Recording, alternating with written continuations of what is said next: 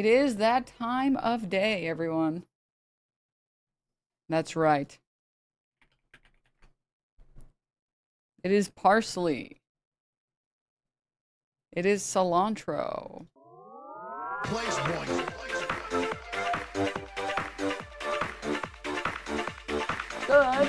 Good morning, everyone. Hi, guys. Good morning. Sorry it took so long. It's my fucking bangs don't want to cooperate. I just need to go get them cut. They're just getting long, so they're like not behaving, which is pissing me the fuck off. But anyways, good morning, everyone. Hi. I hope you guys are having a great Saturday so far. We have, I think your shirt said freedom for a second. Erm. Erm. Anyways, I am very excited. We have a lot to get to today.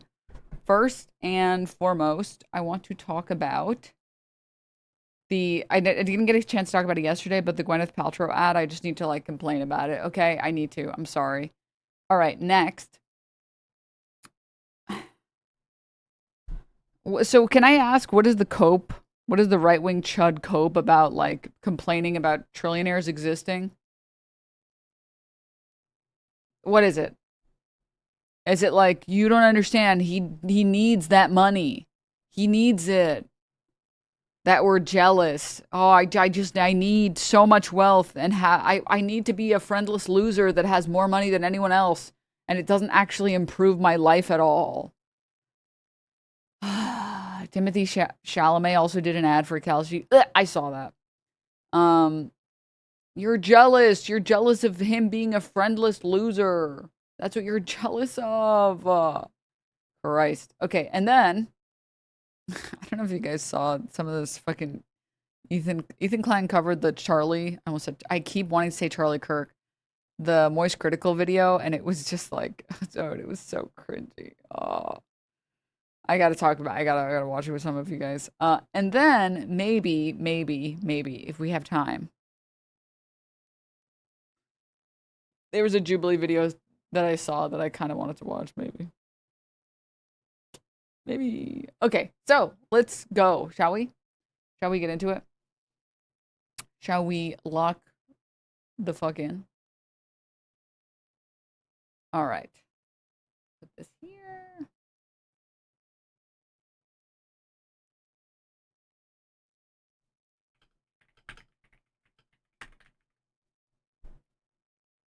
Dude, getting a message from a friend at 8:12 a.m. asking about League is so diabolical. Check my Discord messages for a second. League question mark? Bruh, it's 8:12 in the morning. Bro. Yeah, you want to start your day with some League of Legends? Yes, I do, actually. I do. Okay? That is an enemy trying to ruin your life.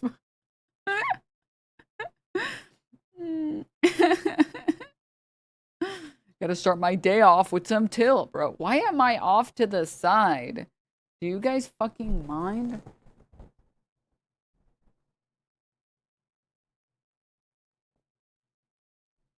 Okay, better.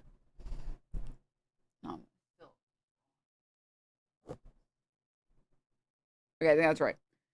Okay. Let's go. At Denim, so your drug dealer called you to sell drugs? Yeah.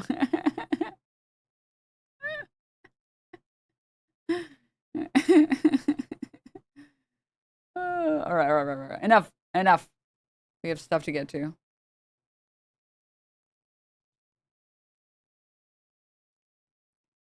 Let's go. Shall we?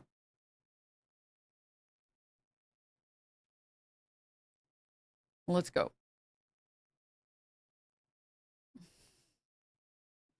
Dude, you guys gotta stop editing Charlie Kirk's face on everything. You guys gotta stop. You guys gotta stop. You gotta stop. All right. Let's close these. Close these. Here we go. How do you even spell this stupid fucking hoe's name? Gwyneth Paltrow. Here we go. What a stupid spelling. All right. Just search goop, huh? All right, here it is. Again, I'm sure many of you guys saw this shit already, but like... Oh, not again. Who decided morning should be so early? Even my coffee needs a coffee. Waking up for a morning run can be brutal, but it's a price I'm willing to pay. Because once I hit the park, pure energy takes over. It's hard to explain.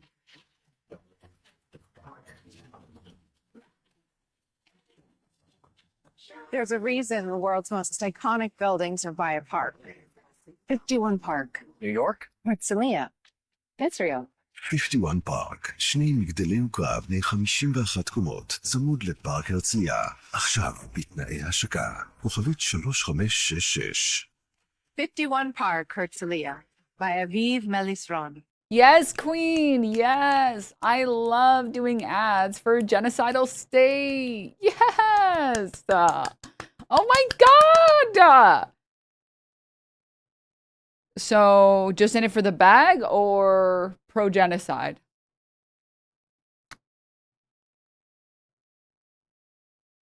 Out of touch girl boss? Both. Let's go with both.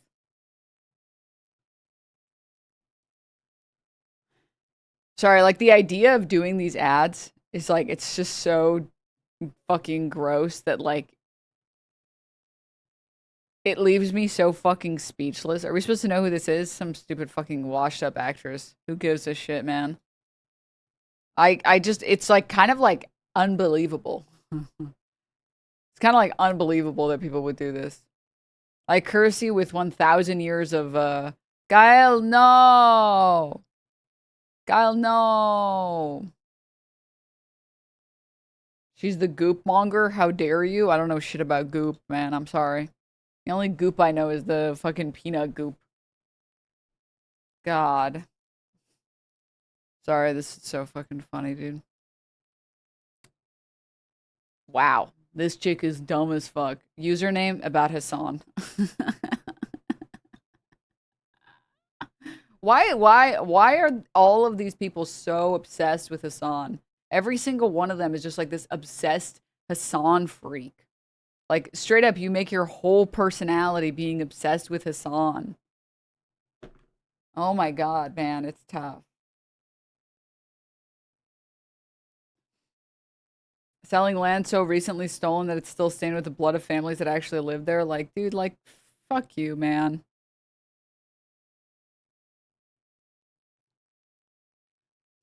American actress Gwyneth Paltrow faces huge backlash after she promoted a $10 million promoted for $10 million penthouses in Israel while Israel's committing a genocide. Hey, so just like really quick question. Does she even live there?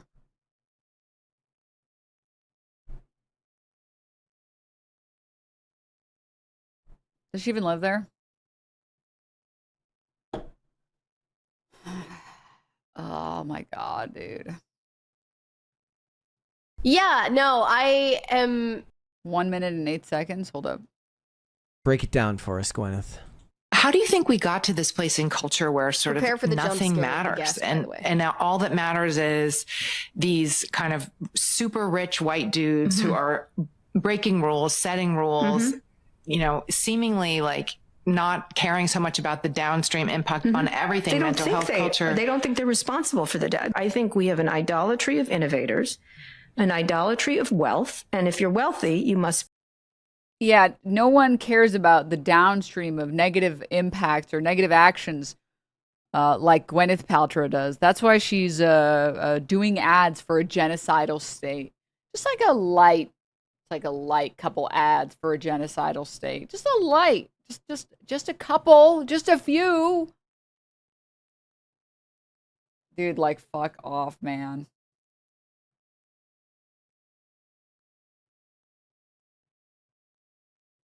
It's so cringy. It's so cringy, dude. It's just so she's just regular working class folk like us. She lives in California and owns a coastal retreat in New York. Oh, I wonder why. I wonder why she doesn't live in fucking Israel.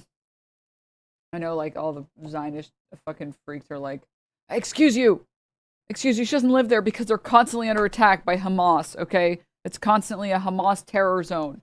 They're the ones that are the real victims. That's why they need to kill hundreds of thousands of Palestinian children, okay? All right?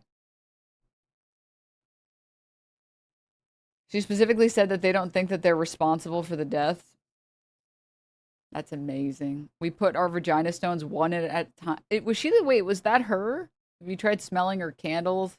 I didn't know anything about Gwyneth Paltrow. I'm gonna be honest. I do remember those, like, stones thing, but, like, I was like, whatever, this is just some more fucking nonsense.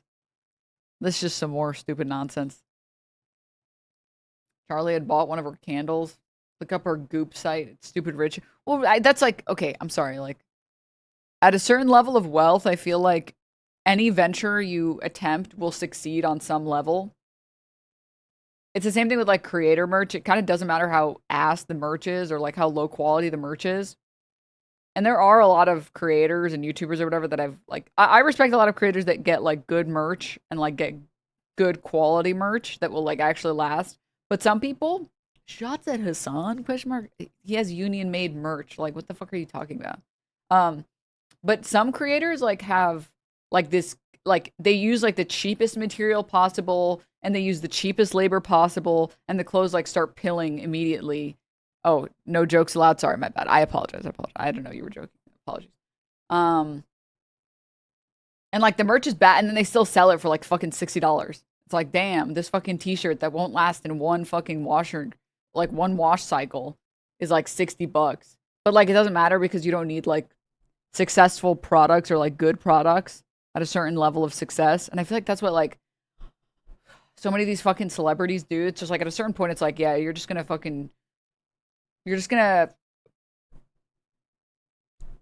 shill for whatever product you want to shill for because it just makes easy free money. It's just so cringy, dude. So cringy, man.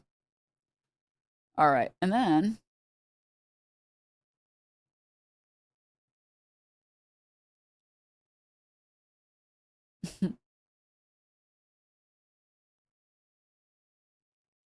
all right, hold up.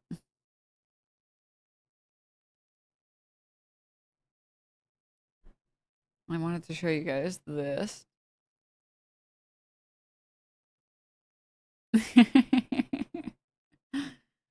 World Cup tourists have discovered New Jersey Deli. Where's that accent from? I'm from London. Come all the way from London for one of these famous sandwiches. Ah, that's unbelievable. What are we gonna make you today? Can I get a chicken parm with vodka sauce? I'll make it beautiful for you. I'm ready. Who's a beautiful I'll young make lady? it beautiful. My fiance Kelsey. Kelsey, don't be afraid, Kelsey. Get over here. How are you? I'm good. You? What are we making you for lunch? An egg parm. Eggplant parm, palm? yeah. Here's my boy. Come around the counter. He's with a beautiful. Damn, that slap was I felt that. I felt that slap on my titties, damn. Fiance. Hi, sweetie. You're gonna give it to me for a couple. She's so far. Why is she so far? Is that a British thing? It's like, You're gonna give it to me for a couple minutes? Yeah. Okay, I just wanted the guy to take a picture of these shoes, man. This guy came in the deli. Deli guy's wearing his kickers. He's wearing a slap. You know, give me one of these. Oh yeah. You know that song? No? No? Okay. No, I don't know All right, that. here we go. Eggplant parmesan right here. Boom, on garlic bread for our friend. That's for his beautiful fiance. Bang. Here's my buddy's sandwich right here. Chicken parm, vodka sauce. Grandma's chicken cutlet. Homemade vodka sauce. Right, we're gonna go Parmesan cheese. We're gonna go a little more olive oil. Right? We're gonna take this bad boy and we're gonna cut it. Danny. Oh, Danny boy. The pipes. The pipes. Look at that. Not bad, how much? dude, yes, yes. Friend, Beautiful. beautiful. Beautiful. What else we have? Give me the card.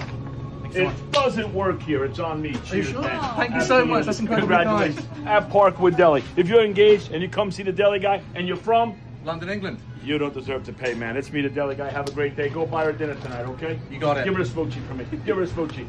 Ah, there you Give go. her a smoochie for me is crazy. Have a great day. Thank you. That one's for me, sweetie. Hey, yo. Okay. Okay. It's just guerrilla marketing. Oh my god, dude. For fuck's sake. They say that the Iran deal is on. What's going on with that? Any takes? I mean, listen. Until a deal is actually finalized, I'm just like, I've been following everything with Iran, but it's like every other week. This is the same reason why it's hard to cover Trump. Because every other week, or every other day, it's just Trump saying some shit that's not true. And then he says that what he just said that was untrue is actually true now. No, just kidding. It's actually true now. No, just kidding. It's actually true now. And I'm just like, I just can't. I'm not going to like fucking jerk you guys off every fucking 2 seconds being like, this time Trump is saying what's going to happen is he's going to sign this deal with Iran and it's going to be happening. Okay, guys, this time it's going to be different. Trump just said we're going to be signing that deal. Like, I'm good, man. Like, I can't. That's not to be disrespectful to that chatter. This time is different. They announced a 6-day funeral for Khamenei so they feel safe. Well, historically, every time that there has been negotiations that would make, sorry, there have been situations where there have been negotiations or periods of peacetime. We just attack anyways. So, like, it's a 50-50. We just fucking bomb Iran anyways while, or during the 6-day funeral. Like, it's just, traditionally, we haven't respected periods of peacetime, at least with Iran, at least under Trump. When the warships leave, I'll believe it. Exactly. When it's in ink and it's dry, maybe then I'll believe it. It's kind of like Twitch with like the viewbotting. Like for the longest time, they've said that they're going to go after viewbotters and stuff. And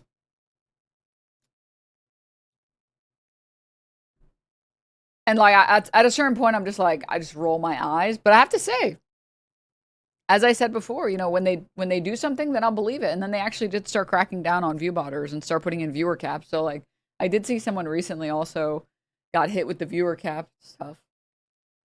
Also, I gotta say, I like that they added the viewer cap. Like any streamer can put a cap on their own stream, which is kind of cool.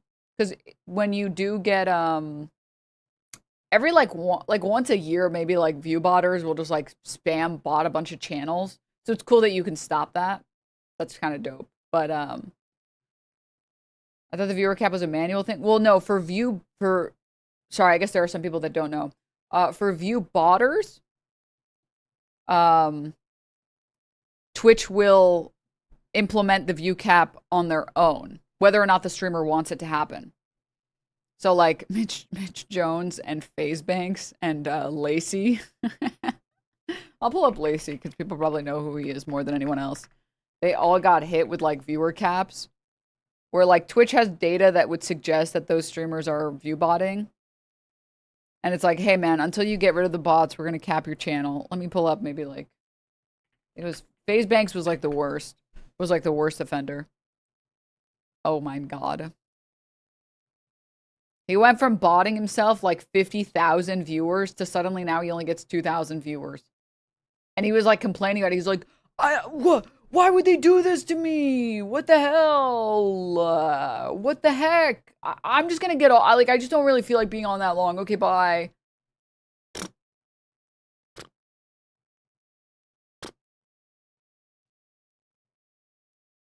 Okay. What's pretty funny is that none of the people who have gotten capped, so there have been like 5 or 6 streamers that have gotten capped. None of them have said, by the way, none of them have said, this is insane. Like, I don't know what information you guys have at Twitch. I don't fucking bot. I don't know why my viewership is going down. I don't fucking bot my viewers. So now I have to go and talk to Twitch because, like, I don't fucking... None of them have denied it.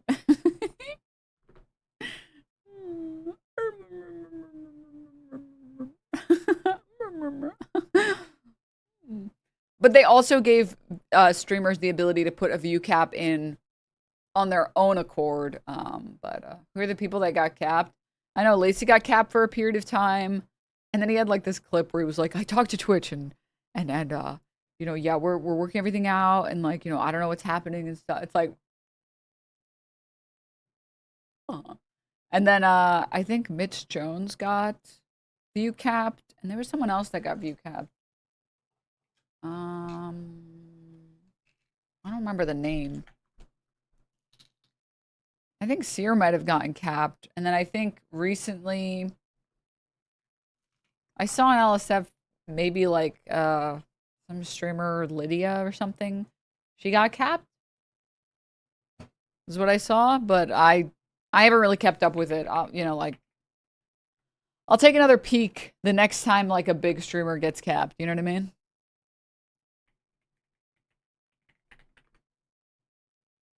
Oh, yeah, I saw Seer got capped, and I'm maybe there's something I don't understand, but I feel like if I wasn't botting and then my viewership got capped like half of what it normally was, I would say, what the fuck? What the hell? I don't bot. Why is my viewership capped right now? So I don't. Yeah, I saw this one was maybe seemingly the most recent person that got a view capped. They went from like 6K viewers to 2.4, which is like,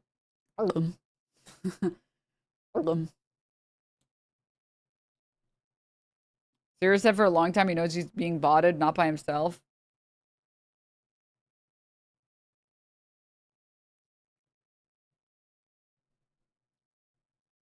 I'm not. No comment. Like, no comment.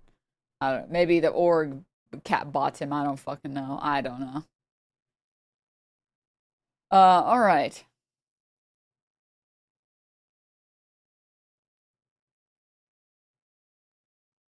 Okay, now show yours. No, I'm viewership shy. No one can see my numbers ever. Never. No, I'm just kidding. Okay.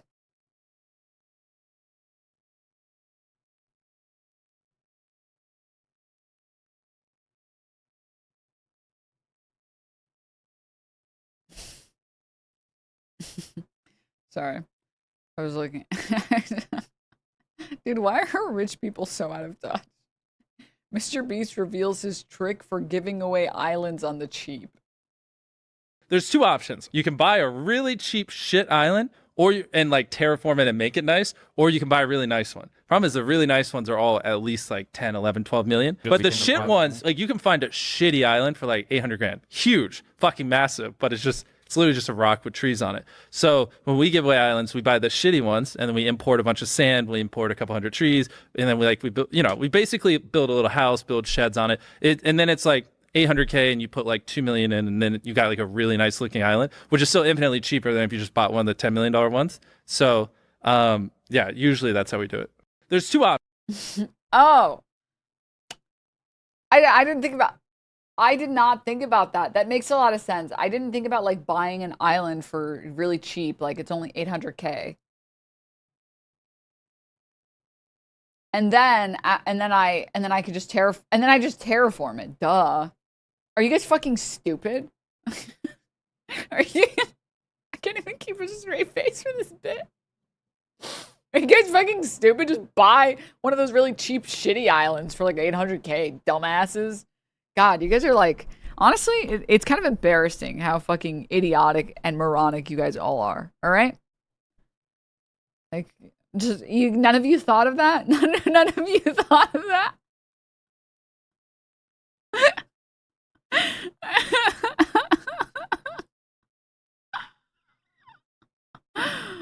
Oh my god, dude. Jesus Christ. All right.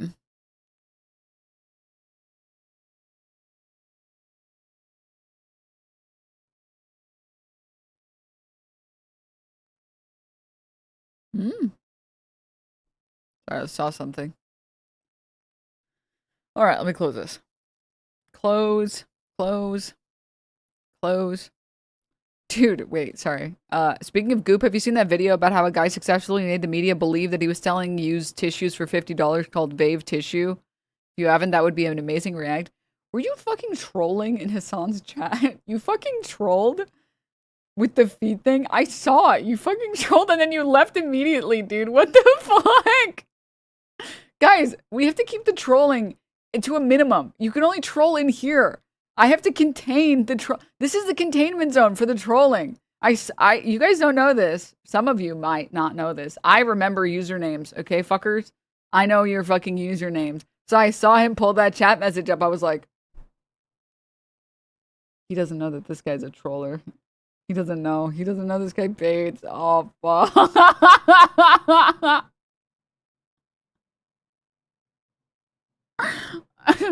He doesn't know. We gotta quarantine that shit, man, alright? Not everyone else can understand and respect. I left immediately after. Dude, that was like, it was kind of aura farming, to be honest, going in there being like, she actually thought it was creepy, and then just closing the stream. It's like, literally, you don't even stay. You're just like, you close the stream and go back to watching YouTube.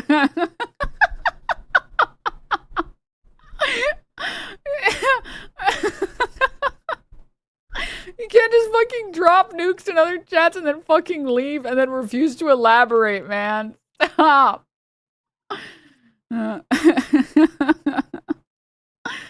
Alright, okay guys, stop. Don't do that. Don't fucking do that shit, man, alright? Okay. Do you believe Elon is seriously a trillionaire as everyone is making him out to be?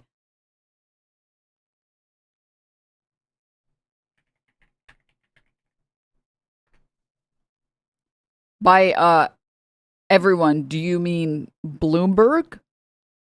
Do you mean Forbes?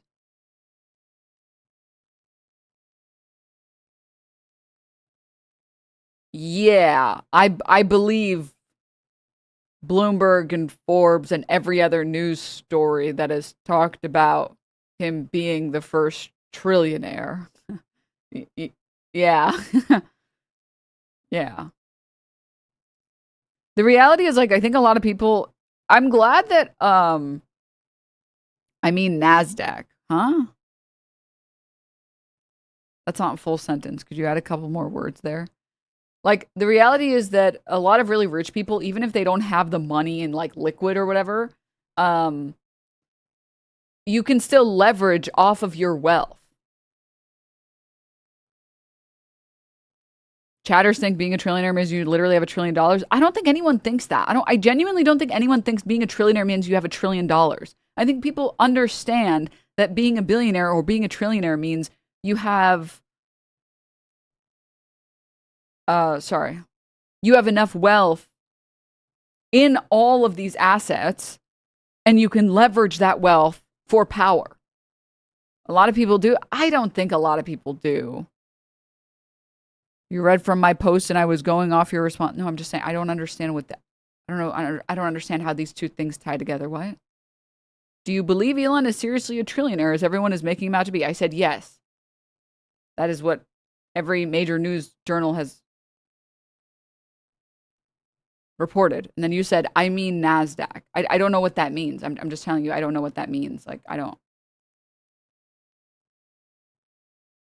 This is the equivalent of me saying, like, do you really think people like ice cream?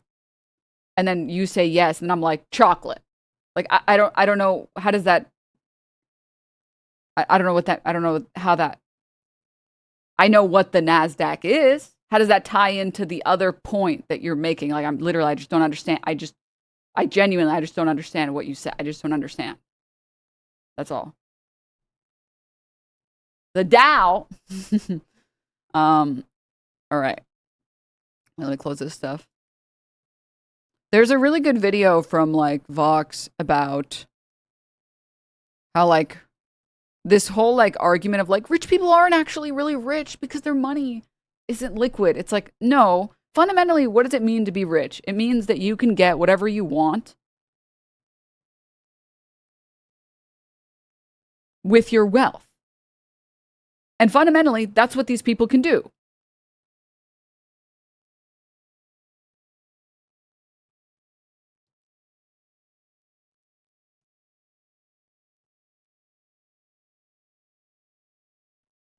They can literally buy politicians. I mean, he literally bought Trump. Hmm? What? You're talking about me now? LOL, I just say some shit and move on. Dude, chatters today are like, they're really like trying to scramble my brain today. I was just trying to ask like why you brought up the NASDAQ in relation to this. I just asked you a question. I thought people wrote chat messages so that maybe someone would read them and so that there could be a conversation. I don't know. Okay. If you just want to like type out random sentences, I guess chat can do that too. I guess you guys can use this chat, I guess, as like a daily to-do list or like a diary. You can do that as well. If you guys want to. All right. I don't communicate. That's communism. Do you really think people think you're a real streamer? Car.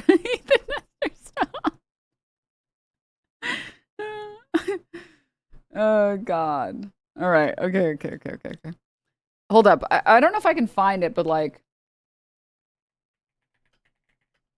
I think it was a Vox video.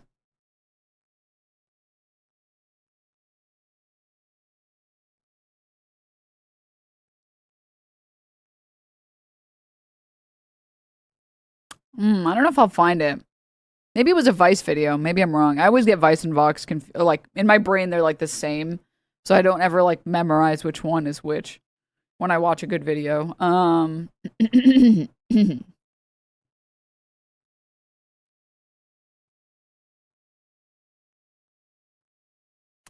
It might have been this one. I don't think it was this one. Doesn't Elon Musk create a multitude of jobs and opportunities for people off the back of government subsidies just to further his wealth status, to pursue more wealth, which is just loops back into income inequality? Is that bad? End text, end chat, send. Yes. Yes. Did you see the Hasan VOD video? It came out today. Wait, what? Dear Diary, Denims' camera is too big, and it bothers me. The end. The Hasan Vox video. Oh. This is Warren Buffett, one of the richest people in the world, thanks to the company he runs, Berkshire Hathaway. Basically, it's a holding company that just owns a bunch of other companies, Geico, Dairy Queen, a huge railroad, as well as a lot of stock in other companies like Apple and Coca-Cola. So when those companies do well and their stock goes up, Berkshire Hathaway stock goes up. When Buffett took over the company in 1965, a single share was worth $19. Today, it's worth nearly $500,000. Hasan Buffett Piker owns is nearly anti-American. 240,000 of these shares. Dude, what is this video? Sorry. Hasan Piker is anti-American. It's not this video. It was a different video talking about how like... Oh wait, no, it was this video. Look. Here, check this out. $400,000, and my taxes on that is of around $50,000. But that $50,000 is far less tax than anyone who has a job making $400,000 a year would pay. And most of his wealth, well, isn't even taxable. People like Morris or Buffett are worth so much money because of the stock that they hold, but it's not tangible, spendable, taxable money. I can look at my stock portfolio and I can say, oh, I made $1 million this year, but it doesn't mean I have to pay anything in taxes because our system is based on only paying taxes when you actually sell something. Amazon's Jeff Bezos, the richest man in America, thanks mostly to his Amazon stock, pays almost nothing in taxes. We value his worth here, but it's never taxed unless it's turned into real money when he sells the stock, and it's taxed as a capital gain. This is one way billionaires are able to be technically worth so much money, but pay so little in taxes. Some billionaires like Elon Musk are able to get loans against their stocks and live off of that. They don't So when people talk about like, well, he can't even use the money because the money is in stocks. Okay, first of all, let me just say, he can sell his stocks just for starters. Okay, just really quickly. It would crash a lot of the company depending on how much of it he was selling, but just really quickly. He could also sell his position in Tesla to someone else for liquid. Like, I don't, whatever. But anyways, not relevant, it's fine.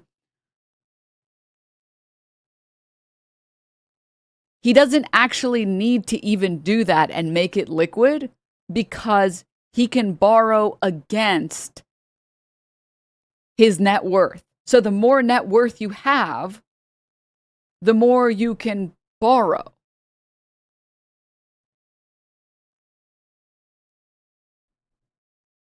It's kind of like saying that, like, you can't just put your house as collateral. It's like, well, yeah, maybe my house is worth $500,000, but I don't have $500,000 like liquid. Yeah, but like, if you were trying to get a loan from a loan shark, you could put your house up for collateral. If you went to Vegas and you were losing everything you own, you could put your house up for collateral. You can use the shares of the company as a way to borrow or to borrow against those shares. Like, he doesn't even need to do that to get liquid cash. He can, like, what, like, do you understand what I'm talking about? I don't understand why people still talk about this and they're like, people just don't know. Like, it feels very like, can I say something? I think the most Dunning-Kruger thing is to bring up Dunning-Kruger, and this feels like that. It's like, whenever people are like, poor people don't even know that rich people don't have their money in liquid. It's like, no, people know that their money is mostly in stocks, but they also know that rich people buy whatever the fuck they want, whenever the fuck they want. So there's got to be a way that they're fucking doing that. Just because poor people or uneducated people or whatever group of people you want to fucking hate don't know exactly the method that they're using to buy out fucking Epstein Island or whatever, doesn't mean that they don't understand that they're clearly using that as leverage. Like, it's just so bizarre to me. It's such like a dumb person pretending to be smart is like, they don't have, I bet you didn't know that they don't have their money in liquid. I bet you didn't know. It's actually not gaseous. Did you know that? I bet you didn't know that. It's like, that's not, everyone knows that. Like, literally everyone knows that. Elon Musk are able to get loans against their stocks and live off of that. They don't even need to sell the stock to turn it into spendable money. No sale, no taxes. The fact is, if you're a billionaire, you don't need any income. There's also a big loophole in capital gains taxes that the rich exploit called the stepped-up basis. If, hypothetically, Warren Buffett were to sell his stock, he'd have to pay capital gains taxes based on his profit, so the cost of the stock minus the original investment. But if he holds off selling his entire life, when he dies, whoever inherits the stock and then sells it would only have to pay taxes on what they earned after they inherited it, leaving all those original gains untaxed.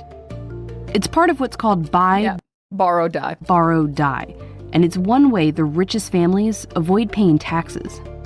It's this system and the fact that most taxable capital gains are going to the top 1% that lawmakers see changing the capital gains tax as an easy but Epstein didn't even know that? Well, yeah, because he's a fucking idiot.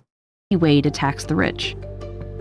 President Biden has proposed closing that stepped-up loophole and increasing the maximum tax rate from 20% to 39.6%, but just for people making more than $1 million a year. Critics argue that it may discourage people from investing in the stock market, or that current millionaires would just sell less stock. But it would bring in more tax revenue, from more conservative estimates of $200 billion over 10 years to double that. It would also mean Buffett would pay a closer tax rate to his secretary. But this pile of unrealized money still goes untaxed. There's a lot of things we could Anyways, do. this video is really good. Here we go. For anyone who wants to know more about this or wants a source on this. Yeah, I hate that people think that it's like, he doesn't even have the money in liquid. He can't even do anything with it. It's like, that's not true. Like, what the fuck are you even talking about? He's just a girl. He can't even do anything. It's like, bro literally bought out an election. Like, what the hell are you even talking about? He's not a true trillionaire. Ooh. He's just a small bean. Like, grow up, dude. Congratulations. Like, you want to deep throat the boot right afterward, man? Like, just fucking eat it whole if you're gonna do that, man. I feel like finances and taxes are the most Dunning-Kruger things. I've had people confidently explain taxes to me the wrong way and then not believe me when I explain how progressive taxes actually work. Yeah, correct. Correct. It's like, it's just so, I just don't understand. I just don't understand. I feel like if you know anything at all about finances, just even like the beginning, like if you took fucking Econ 101, honestly, you know this already. How is it he the richest though? Is Tesla stocks just that high or what? Well, the SpaceX I think started trading publicly, and then it basically boosted his fortune to $1.1 trillion. SpaceX began trading on the NASDAQ Friday, boosting Musk's fortune to an estimated $1.1 million. Elon Musk is the world's first trillionaire as SpaceX stock began trading on the NASDAQ at $150 per share, giving the company a nearly $2 trillion market cap.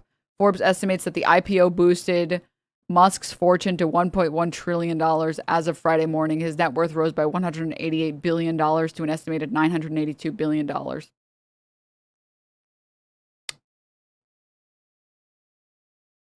My favorite is when rich asshole family members explain tax brackets incorrectly to me, like they've experienced a broad spectrum of incomes throughout their lives before becoming rich. They know how it works. So hard to be that wrong that they have to be lying. Correct.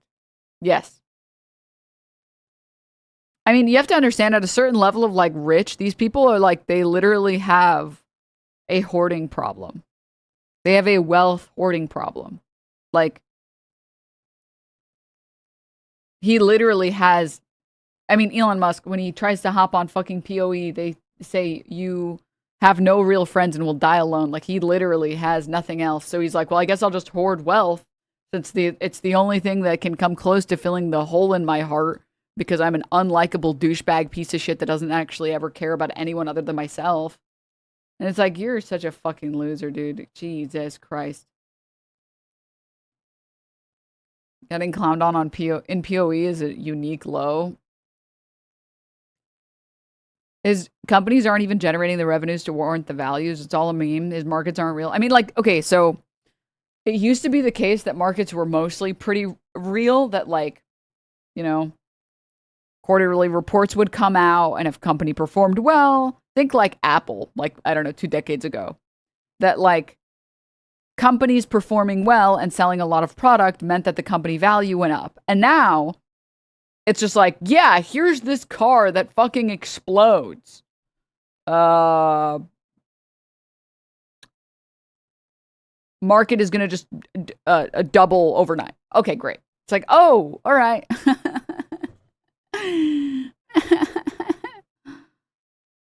Oh, okay. Okay. This is probably my favorite Elon Musk meme, though. Remember when Musk challenged the World Food Program to explain how he could solve world hunger with $6 billion, and they did, and he just completely ignored them?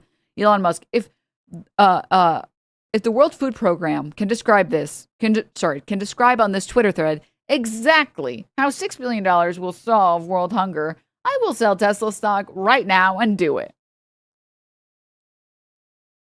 The hunger crisis is urgent, unprecedented, and avoidable. Elon Musk, you asked for a clear plan and open books. Here it is. We're ready to talk with you and anyone else who is serious about saving lives. The ask is $6.6 billion to avert famine in 2022.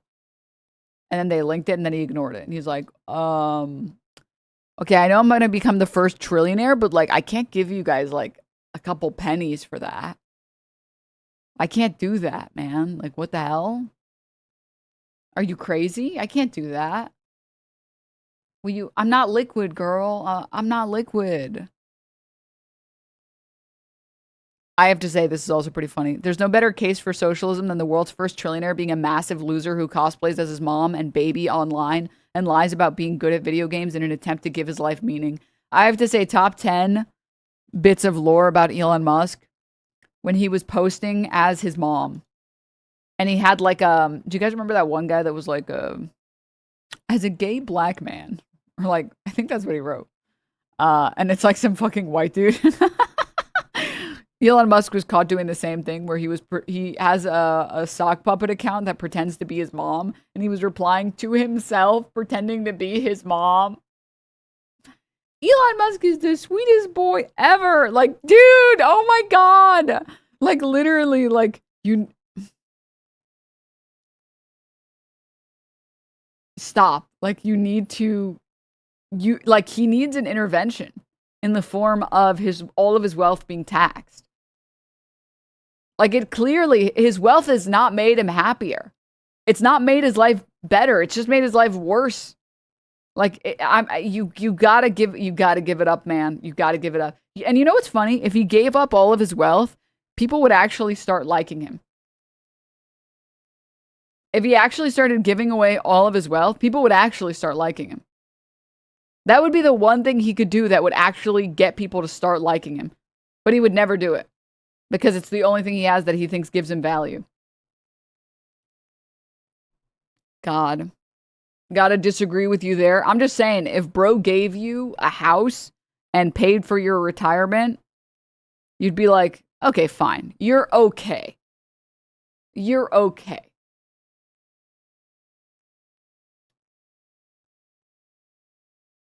He surrounds himself with other ghouls. Yeah. If he solved world hunger, people would literally stand. Correct. Correct. Ironically, it does give him that value, Denims, but he refuses to liquidate it. Careful, Denims. This is how the Fae get us. Give it away to who? Give it all to Mark Andreessen. I'm just saying, like, can you imagine if he was like, you know what, guys? I'm meeting with Greta Thunberg, and I'm just going to give her, like, $10 billion to do whatever she wants with it. I trust her. I'd be like,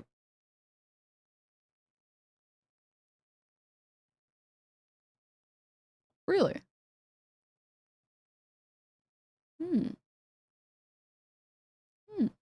Really? Okay.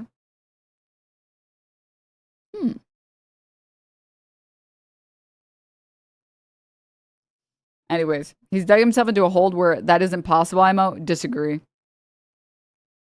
First of all, I think the majority of people aren't as locked into politics as most people, as like we are.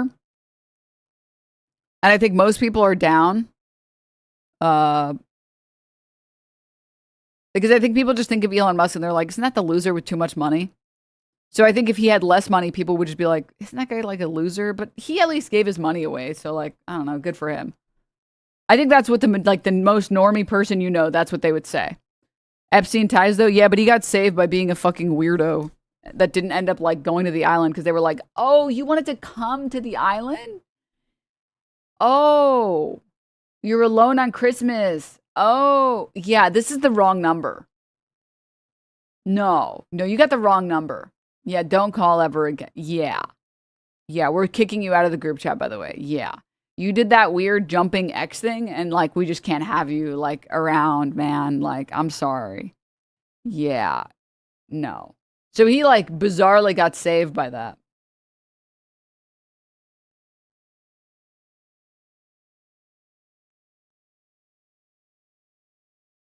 Stop. All right. Wait, I want to show you guys something.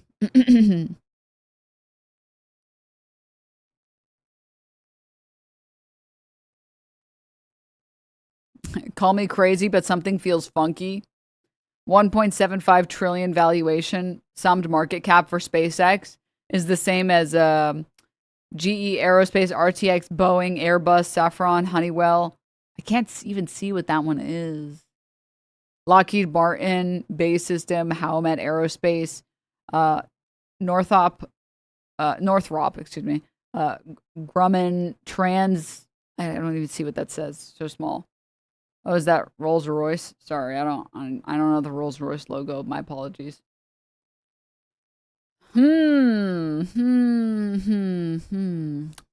Interesting. Eyes are the first to go when you get old, Denims. What the hell? That sounds like a threat, dude. What the? The text is just small, man. All right.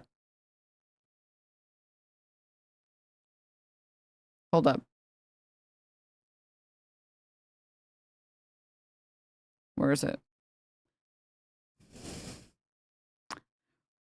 If you know, you know. Boy in a band. The guy who is saving the world. This guy hasn't posted to YouTube in 6 years. I wonder how he's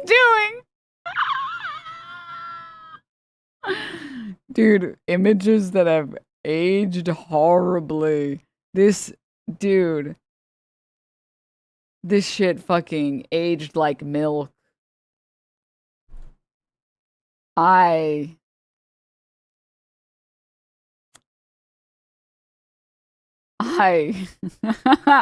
Who is that? Shh.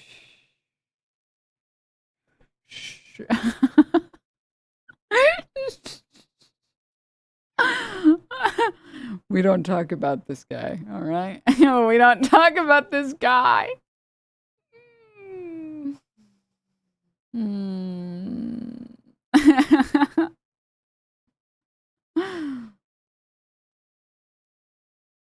Jump scare. If you don't know, be happy, man. All right. Anyways, this is such a cursed image, man. This is such a cursed image. Alrighty, and then please link that tweet. You're sick. But absolutely. Oh, I meant the YouTuber? No, I know. I know what you meant. I'm saying like let's just say YouTuber boy in a band was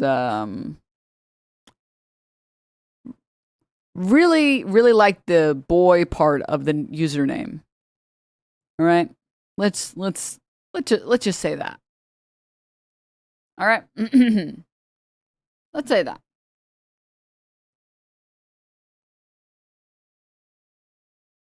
I like how he had that like one video on like anti-bullying. That's the only thing that he was known for, that people liked him for. And then it was all downhill from there. Oh, Christ almighty. Okay.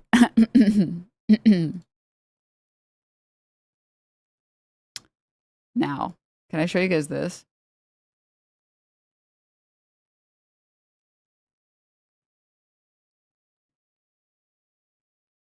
To say you said it anyway. I mean, why is the audio so crunchy? that's how this whole thing started. I wish there was a way to like make people understand, because this all started because I was not down with Hamas killing a bunch of civilians. Your Honor, I had to sue all these people because everyone hated that I was not okay with innocent civilians dying. Hamas literally did this to me. She's a vile fucking human being, Your Honor. She's a vile human being. I thought that was a bad thing. And that's what started the entire, chasm between me and Hasan and the whole community, was that I was not cool with terrorists murdering civilians. And despite the fact that I said Israel's doing a genocide, ethnic cleansing, mass bombing campaigns, mass murdering civilians. I mean, if you misrepresent what actually happened, yeah, you can have this delusional of a take. If you misrepresent the fact that people were actually upset that you spent so much time talking about how great and multicultural and diverse Israel is while they're actively conducting a genocide, and how excited you are to take your kids on vacation there to show everyone how wonderful it is, and you realized how bad that was, you realized it was so bad you went on TikTok and then apologized for it. And it gives mixed signals to be like, oh, no, Israel is doing a genocide. And then 2 seconds later saying, but I am going to go there and show you guys how beautiful it is. Like,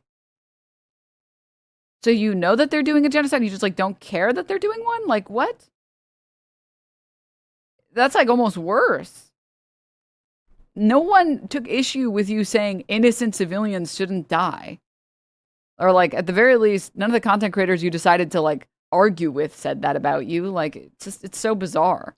Starving populations with the blockades, doing humanitarian crimes against humanity, war crimes, despite me saying all of that. I said settlers are valid targets, right? Settlers are amongst the most disgusting, evil provocateurs on earth, which I said, by the way, years before October 7th, despite saying all of that stuff. And by the way, as an Israeli, as a Israeli citizen married to an Israeli wife, having Israeli. I'm pretty sure one of the biggest arguments was a conversation about settlers that Hasan had with Ethan. That's what brought up like the settler babies or whatever. Family living in Israel. It's not that easy to sometimes say this stuff as it would be for someone else who's totally unaffiliated. But I said all this stuff, right? That you'd think that they would want to hear.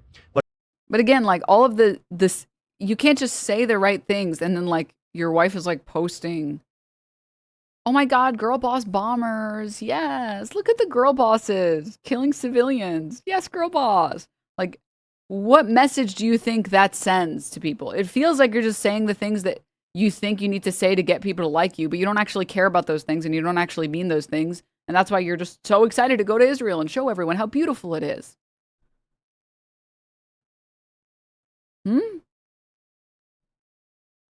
If I say like, I hate people who speed. I hate speeding. People who drive in cars and go way too fast are a danger on the road. And then all I do is speed and like run stop signs. Like, it kind of doesn't matter what I'm saying. My actions matter more than that. If you're like, but I said all the right things I said. Israel is a meanie head, a meanie bobini. And then I also said all this other stuff. And I also have all these actions that speak louder than those words do. But like, but I said all the right things and you guys are still being so mean to me. It's like, what?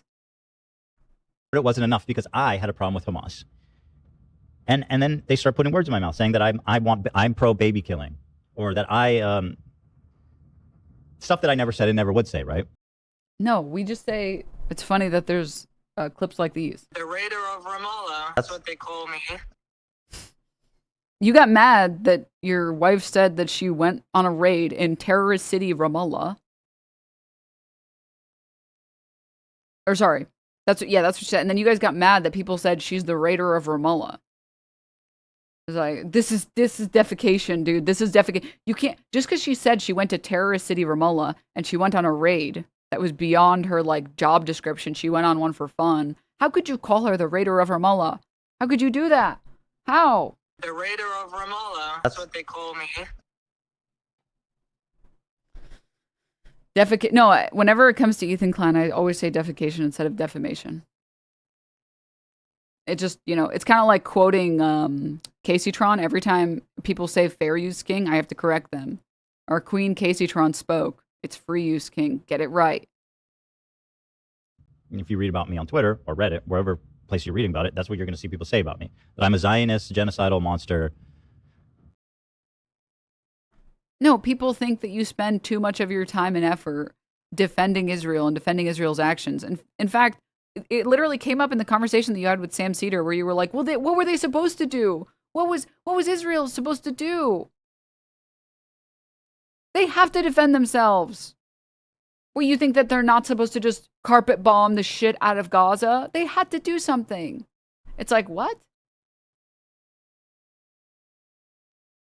That's a crazy thing to say. The fucking Arabs.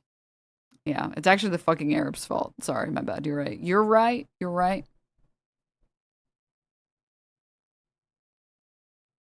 Oh, wait, I didn't see this Kilotonics thing. Kilotonics has kind of been on a roll. By the way, another video Ethan will never watch. Kilotonics' video. Where is it? He dismantles Ethan Klein's claims about the legitimacy of his defamation lawsuit against iDubbbz. And Kilotonics posted on his podcast today, Ethan Klein claims rebroadcasting someone else's defamatory statements is not protected speech, adding that's how the law works. The reason Ethan says this is because he learned it from his time as a defendant in his own defamation case against Ryan Kavanaugh, when the court determined that he repeatedly broadcast previously retracted statements about Kavanaugh in an obvious attempt to get the viewer to accept them as truth. Yeah, I talked about this a couple days ago. Maybe it was yesterday. That like Ryan Kavanaugh sued Ethan Klein for defamation because an ex-partner of Ryan Kavanaugh had said that like he was running a Ponzi scheme, but then since retracted that and said like, hey, we settled. I apologize for saying that. I no longer believe that. And they reached out to like articles that were publishing that, and all of those articles rescinded it and retracted those comments, because that's generally like the requirement. If you're like a news journal or like you produce anything that might be considered like news segments or whatever, you send like a retraction demand, and then that like company or that person or whatever will retract it, and then you're good to go, right? It's why like the New York Times can get things wrong and they don't get in legal trouble necessarily every single time. That's why like they can put in corrections, and as long as the correction is like timely and that there is an attempt to correct the mistake, it's fine mostly. What was I trying to say? Oh yeah, so all of these articles that had said that like, oh, his ex-partner said that Ryan Kavanaugh was running a Ponzi scheme, they ended up retracting those and rescinding those and saying like, oh, we apologize. This is no longer true. We are now retracting these statements. Okay, great. And then, but Ethan was very insistent on ignoring those and saying, well, they did publish at one point that his ex-business partner did say it was a Ponzi scheme, but because that was like, he knew that that was not, like, he was presenting it in a way that felt malicious, or more specifically that he was presenting it with like a reckless disregard for like the truth. He ended up in a settlement that ended with Ethan Klein apologizing to Ryan Kavanaugh and saying, I actually am so sorry for everything I've said about Ryan Kavanaugh. Like, he didn't deserve that. He didn't deserve any of that. He didn't deserve me being mean to him like that. He didn't deserve me coming after him. I am sorry. From the bottom of my heart, me and you were like this. Me and you were like this. All right? We're like this.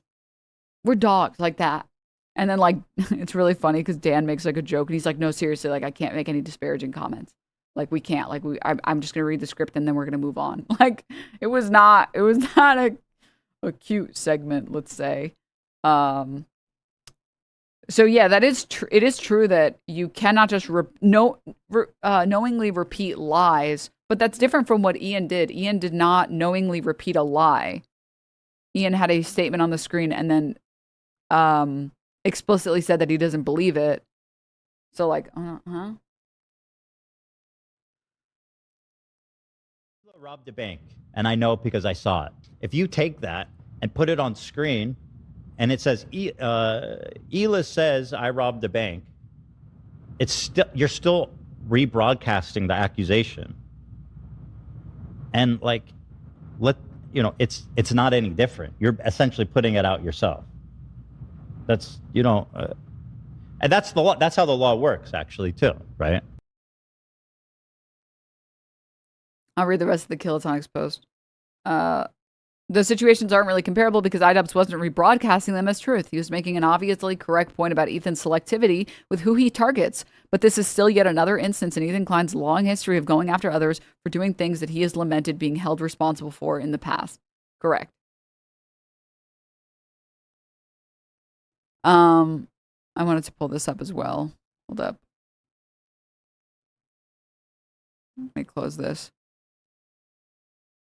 Like, I feel like most people who saw that that iDubbbz segment, it was just like, it's just sad and pathetic that like Ethan spends all this time going after people and saying, you're personally trying to harm my family. And then the guy who's like literally saying that you're like the guy who was originating this claim, you're just like, well, he doesn't really like mean it, I know he said that he means it, like he really means it like multiple times, but like he didn't like, he doesn't actually, I know what's in his heart.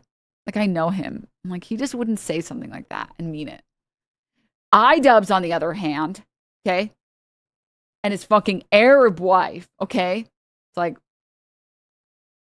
it's also very disingenuous. He's making that argument from the US, but he had to sue iDubbbz in Canada because he would get laughed out of court the same way that he did in your case, which is really funny because like he literally could, I think he would actually have a pretty good case against Destiny, but he doesn't want to like, I don't know, shit where he eats or whatever.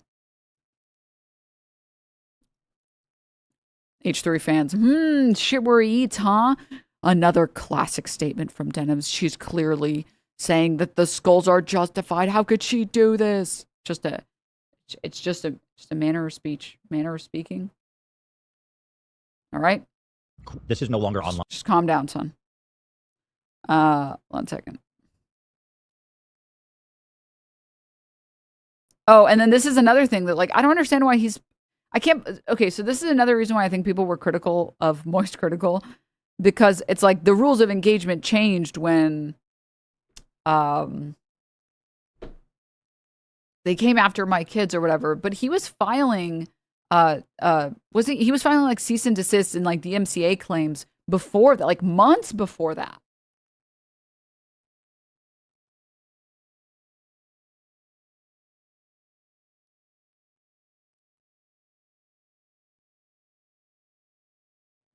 CBS timeline. I don't know what this is. Calls out H3 for lying when saying the rules changed after the CPS call. Ethan filed 5 false DMCA claims against the Snark subreddit and registered his content nuke with Library of Congress all before the CPS call. Like it has everything to do with the fact that Ethan just like doesn't he maybe I should just find the clip of him talking about how he doesn't like to be criticized. This is no longer online. When CPS came to my house, it's not online anymore. This isn't like online, creator on creator, trying to say, hey, dude, you gotta watch what you say. This is real life shit that landed actual agents of the government at my door to interview my children against my will with the authority to take them from my home and put them in foster care. It's so much different than it was. The minute those people showed up, I went into work and I said, the rules are changing. And even after I said that, they took that as an invitation to yeah, the rules are changing, and the rules now are I get to do whatever I want, whatever I want. The rules are there are no rules for me. I'm going to just engage in the most insane campaign of collective punishment against some fucking community because of a instance of harassment I can't attribute to any individual. Dude, that's the other thing. This is a lie.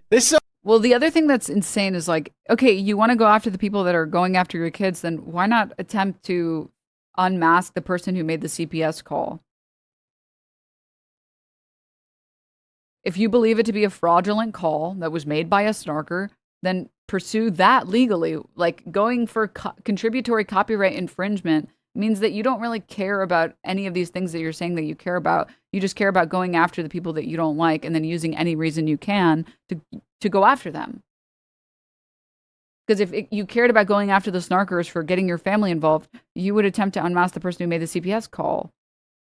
Because you can't make anonymous CPS calls in the state of California. A lie. DMCAs were before CPS. He registered the nuke with the Library of Congress before CPS. The rules didn't change when CPS got called on you. Like, didn't he literally say in his video that, like, he set up a trap? He set up an amazing, succulent trap. And that's why he registered those videos with the Library of Congress. But now he's saying, well, it's different because they got CPS involved. It's like, but you registered them before that. If you registered the videos with the Library of Congress before the CPS call, then how can it be about the CPS call? The CPS call didn't happen yet. What? You're such a fucking liar. It was before. You did the shit against copyright before CPS was even called. You did 5 false DMCAs against the Snark subreddit before CPS was called. You registered your content nuke video with the Library of Congress, laying your self-admitted trap for other content creators before CPS was ever called. And then you targeted people who had no culpability in CPS being called. It's such a fucking lie, man. It's such a fucking lie. I don't, like, what is the response? Well, he's never going to respond to anything that would actually, like, I don't know, hurt any of his arguments.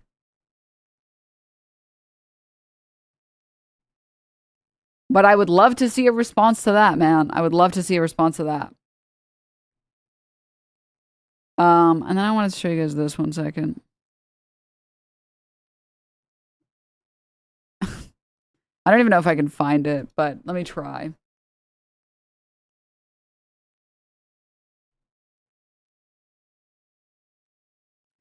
Charlie kind of lame for not acknowledging any of this context. I mean, he just doesn't want to, like, listen. He just doesn't want to spend 30 hours learning about all of the intricacies and recognizing that, like, Ethan just lies about stuff. Like, unfortunately, I low-key, I believe him when he says he did 3 hours of research, but this is a topic that needs more than 3 hours of research. And I'm not joking. Like, 3 hours is, like, kind of the minimum. It's not even the minimum. It's not even. Like the entire thing is just like a shitstorm, no pun intended. Let me pull up. Wait 1 second. I'm trying to find it.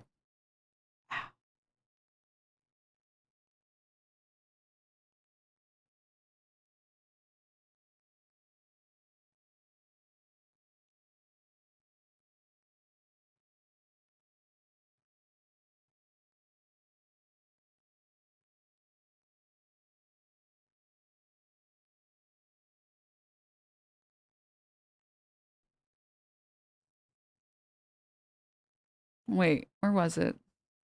Trying to remember what I was looking for. Fuck. Oh, I remember.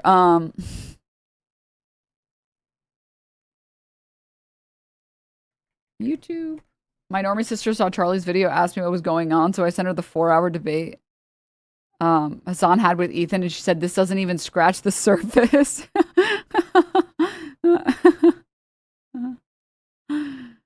Oh no.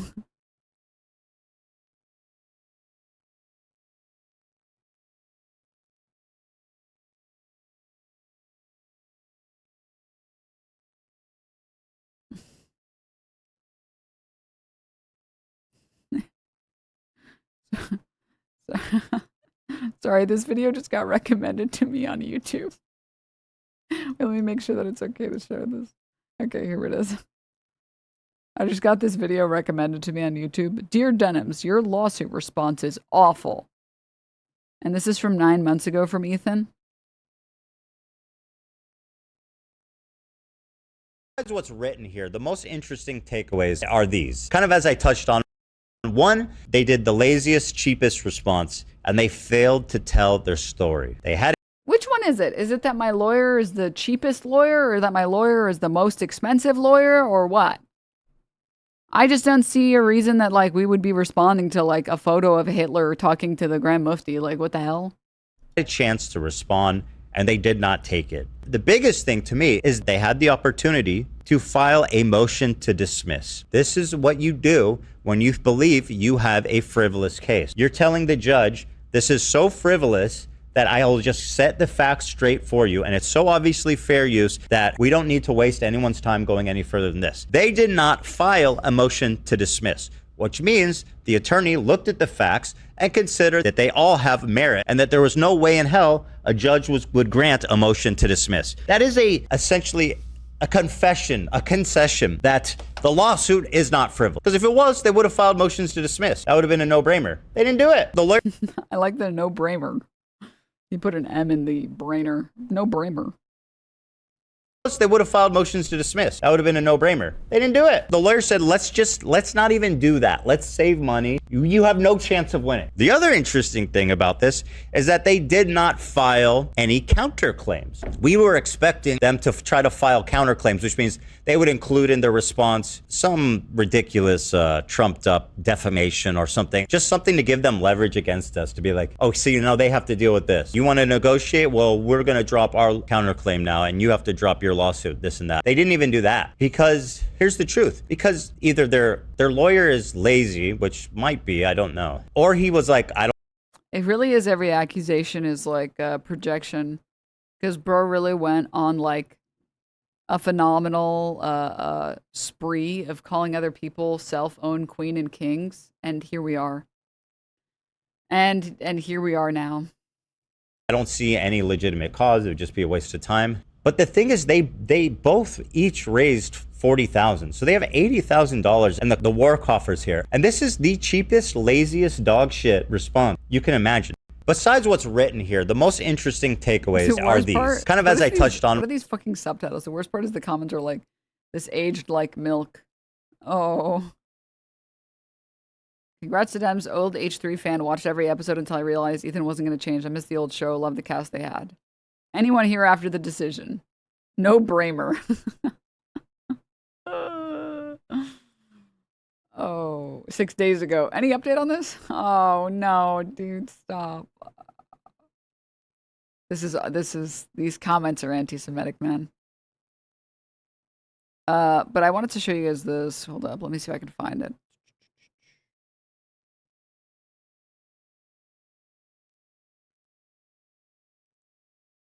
I'm trying to remember. Remember.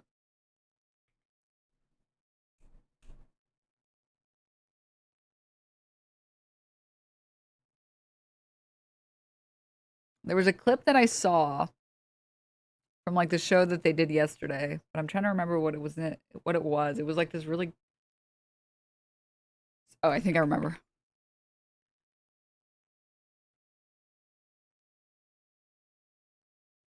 Here it is.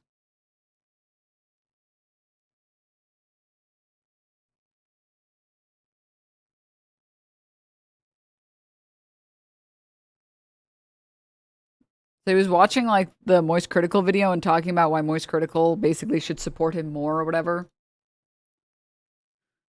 Let me show you guys this part.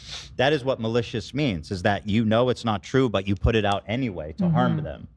That's what he's doing, right? And it doesn't make it better because he knows I don't do that, which he does know I don't do that. What makes it bad is that he knows I don't do that and put that on a screen for 2 hours. Right? And actual malice isn't relevant to the IDEBS lawsuit, though. I just don't know enough about Canadian law to say whether or not it's relevant. It's definitely relevant in American law, but I just don't know enough about Canadian law. Does like basically almost virtually zero effort to clarify that he doesn't actually believe it. As close to zero as possible, right? Kind of hard to tell. The whole segment was fucking awful, and the point he was trying to make was really dog shittily done. But what he's trying to say is that clip right there at the end where Destiny said this extremely outrageous, outlandish, disgusting thing about Ethan. And again, I do think it's so important to remember this is one chat message on a Discord versus 2 hours on. Chatters are here. Just heard your message about Charlie trying to be both sides. How can you say Ethan is someone who's unhappy if they don't 100% agree with you? If that's what your side is literally doing. No. Wrong.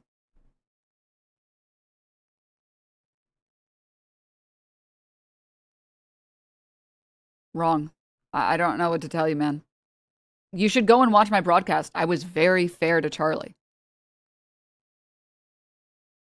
Charlie wants to come off as a credible source of information, so he tries to give credit to both sides. So he tries to say, hey, I understand why this person's upset because of this, but I also understand why this person is upset because of that. I think that these lawsuits are not justified, but I do understand where Ethan is coming from. Like, he tries to give credit to both sides so he comes off a little bit more impartial, and so it comes off like he's not personally biased. That's just like strategy when you're trying to come off unbiased. That's just what everyone does when they're trying to come off unbiased. That's what you do, that's what I do, that's what everybody does.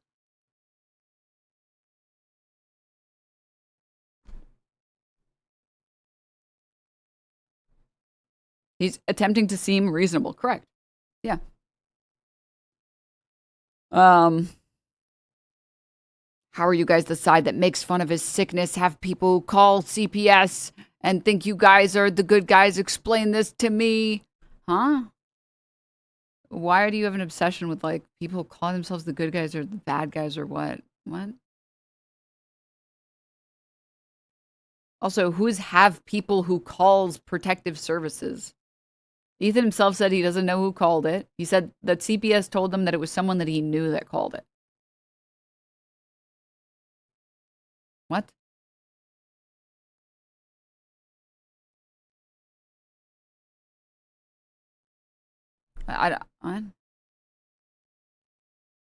It's also not anonymous. If they believe that the call was fraudulent, they can attempt to do an investigation to see who called it. I do, and I've said since day one, if he believes that the call was fraudulent, to his core he believes that, then he should find out who made that call to guarantee that it wasn't fraudulent. He should pursue some charges against whoever called it fraudulently. I've said that since day one. I've never said anything different. I agree Charlie's on both sides, but Ethan literally told, I think he meant to say, he literally said Charlie was being fair and isn't biased. Meanwhile, people who are known to follow Hasan or you literally said that's not good enough. You should broaden your horizons a little bit. Because if you actually watch Ethan's broadcast, which we're taking a look at it right now, he said multiple times, like, Charlie just doesn't understand like how crazy these snarkers are. And he literally said Moist Critical was engaging in snarker talking points.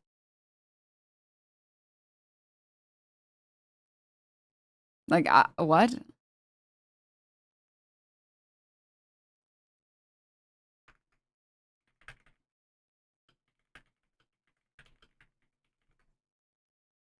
if I can find it.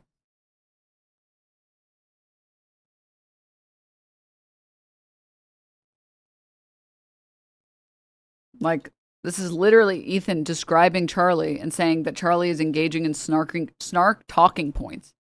Of like, how come he's not suing Destiny, but he's suing Ian? It's a snark. That's a snark talking point. Yeah. Like, I think you're just chatter. You're just like really upset and like mad about I don't know what exactly.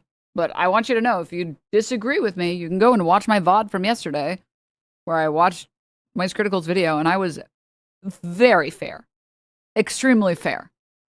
And I correctly pointed out that he tries to give credit to both sides because he wants to seem reasonable, because he wants to seem unbiased. But that's just like factually true. Like, I don't.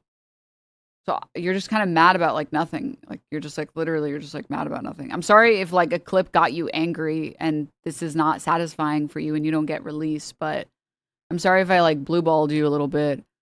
But yeah, you can go watch my VOD and tell me what you think. You can go watch my VOD and let me know. But like, yeah.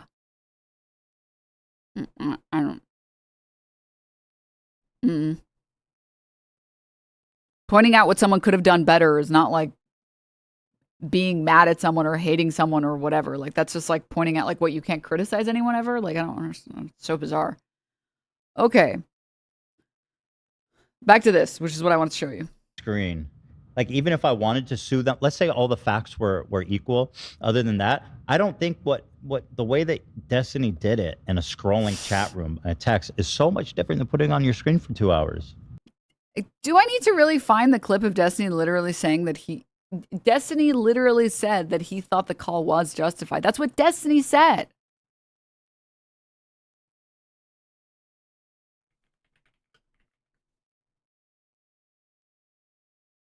The mere fact that a child contracts a disease, an illness, even through a potential like a negligence event, that is not justification for a CPS call. No. Just so you know, your child contracting illnesses due to severe negligence is absolutely grounds for a fucking CPS call, and it should be. We don't want kids who are getting sick because their parents are being like insanely neglectful of them. What an unbelievably crazy statement to make. What the fuck? Why do you think CPS is ever called? What? So all these other people are justifying the call, but then he doesn't go after this guy for justifying the call? Like, what?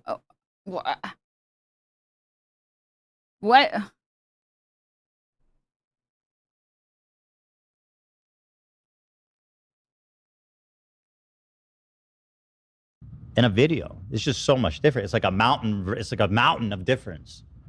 Yeah, I would agree. It is a mountain of difference. That like, there's a lot more intent behind C. Samson's statements. That Ethan doesn't have smoke for him, but he does for the other. And then that's another weird snark talking about that. I don't have smoke for Destiny. I did a whole. Also, like, it wasn't just like one chat message, okay? It was like multiple things. Like, here he is fucking posting whatever this. I'm not even gonna read this shit out loud.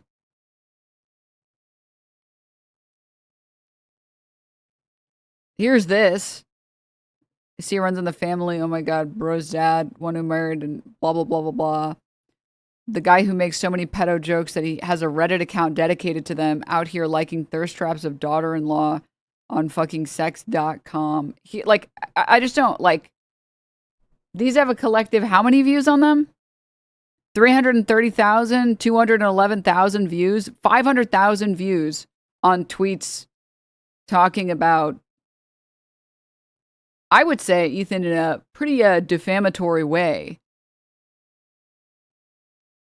Like, I just don't understand why we're pretending to like not know the truth, and we're like, no. Destiny, he would never do something like he was joking around. Like he didn't really like mean it. That's why he made multiple tweets. That's why he made multiple stream segments about it. That's why he literally justified the call. That's why he made all of these statements and doubled and tripled and quadrupled down. That's why he did all of those things, because he didn't mean it. It's like, what? If anyone else did that, and then his line is like, oh, but like, Ian personally knows my family. Look me in the eyes and tell me that if I said any of those things that Destiny said, or if Hasan, can you imagine if, well, Hasan maybe has met his family too. I actually don't know. Pick anyone else then. Can you imagine if Anissa, Anissa's met his family. Sorry, like think of someone that he doesn't like that hasn't met his family. I mean, I'm a good example. Casey Tron is a good example, or Frogan is a good example. Or Noah Samson is a good example. Can you imagine if any of these people who hadn't met his family said even one of the things that Destiny had said? You think that he would pull up like, well, they don't know my family, so like, I know that they didn't mean it that way. Of course not. Of course not. That would be crazy. What the hell?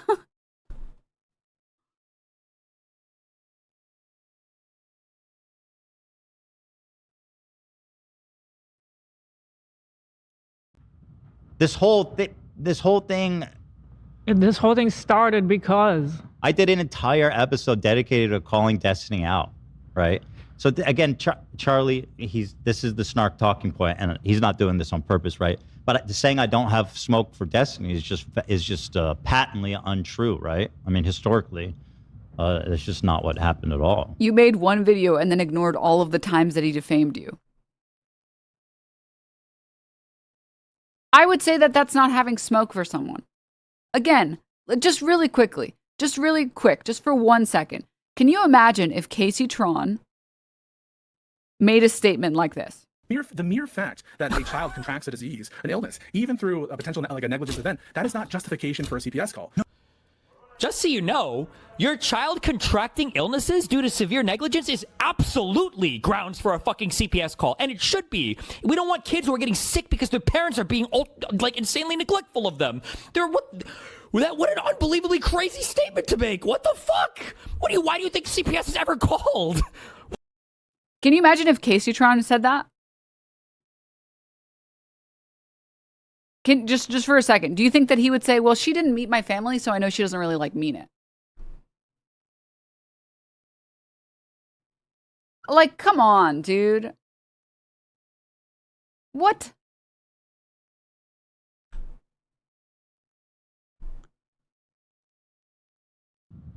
Why would I respond to Destiny's like dumb, stupid accusation? You're absolutely right. Why would I respond to it? But all of a sudden, when it comes to Ian, oh, he needs to respond to this. And I'm going to make sure he has to respond to this. Other people that he's gone after through lawsuits. I'm pretty sure that's the point he was trying to make by putting that on screen. Like, look, Destiny has said something absolutely despicable, yet you don't have that same energy for him as you do for... And again, we're talking about copyright. We're talking about copyright lawsuits, and they're rebroadcasting something. It's just a whole different issue. So like, what point is he even making? It's not a point. It's not a... What point are you even making?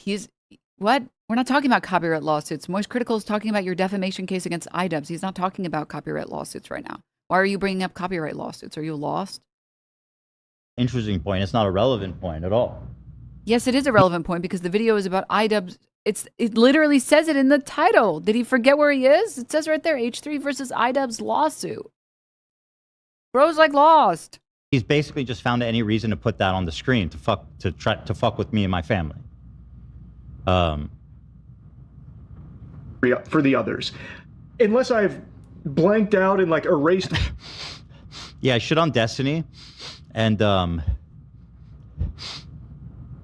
oh, is this a VOD? Okay, interesting. This picture of him is so funny. What the hell? Yeah, I talked about him on a video and people got super defensive. And then I made a VOD explicitly saying doubling down on Destiny. He did it. You know, I mean, what do you mean? What exactly do you mean? I have no smoke for him. Moments from my memory from this segment, I don't recall him saying that. Oh yeah, I don't know if Critical saw this one. Famously, what happened after this is that everyone became aware of Paltrow, and then he stopped talking about Destiny after that.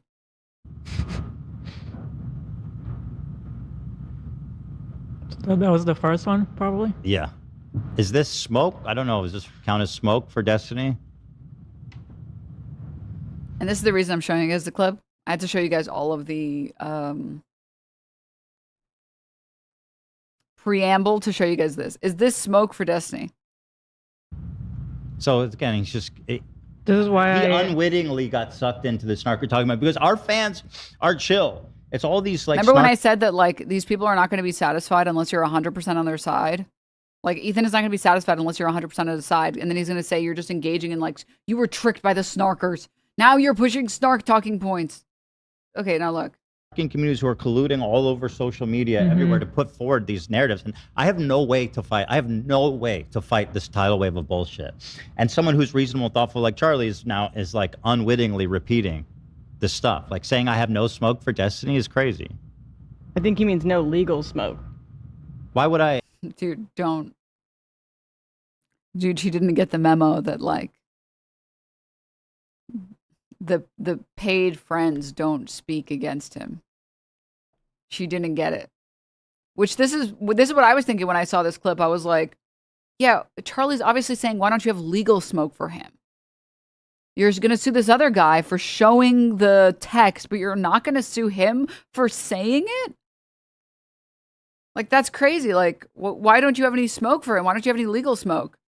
And she made the mistake of saying that. Please watch this clip. Smoke for Destiny is crazy.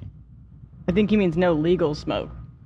Why would I? Well, we don't have a legal. Why would I sue him? We don't have a legal case against him because he's defaming and calling you a pedophile? What the fuck? What do you mean?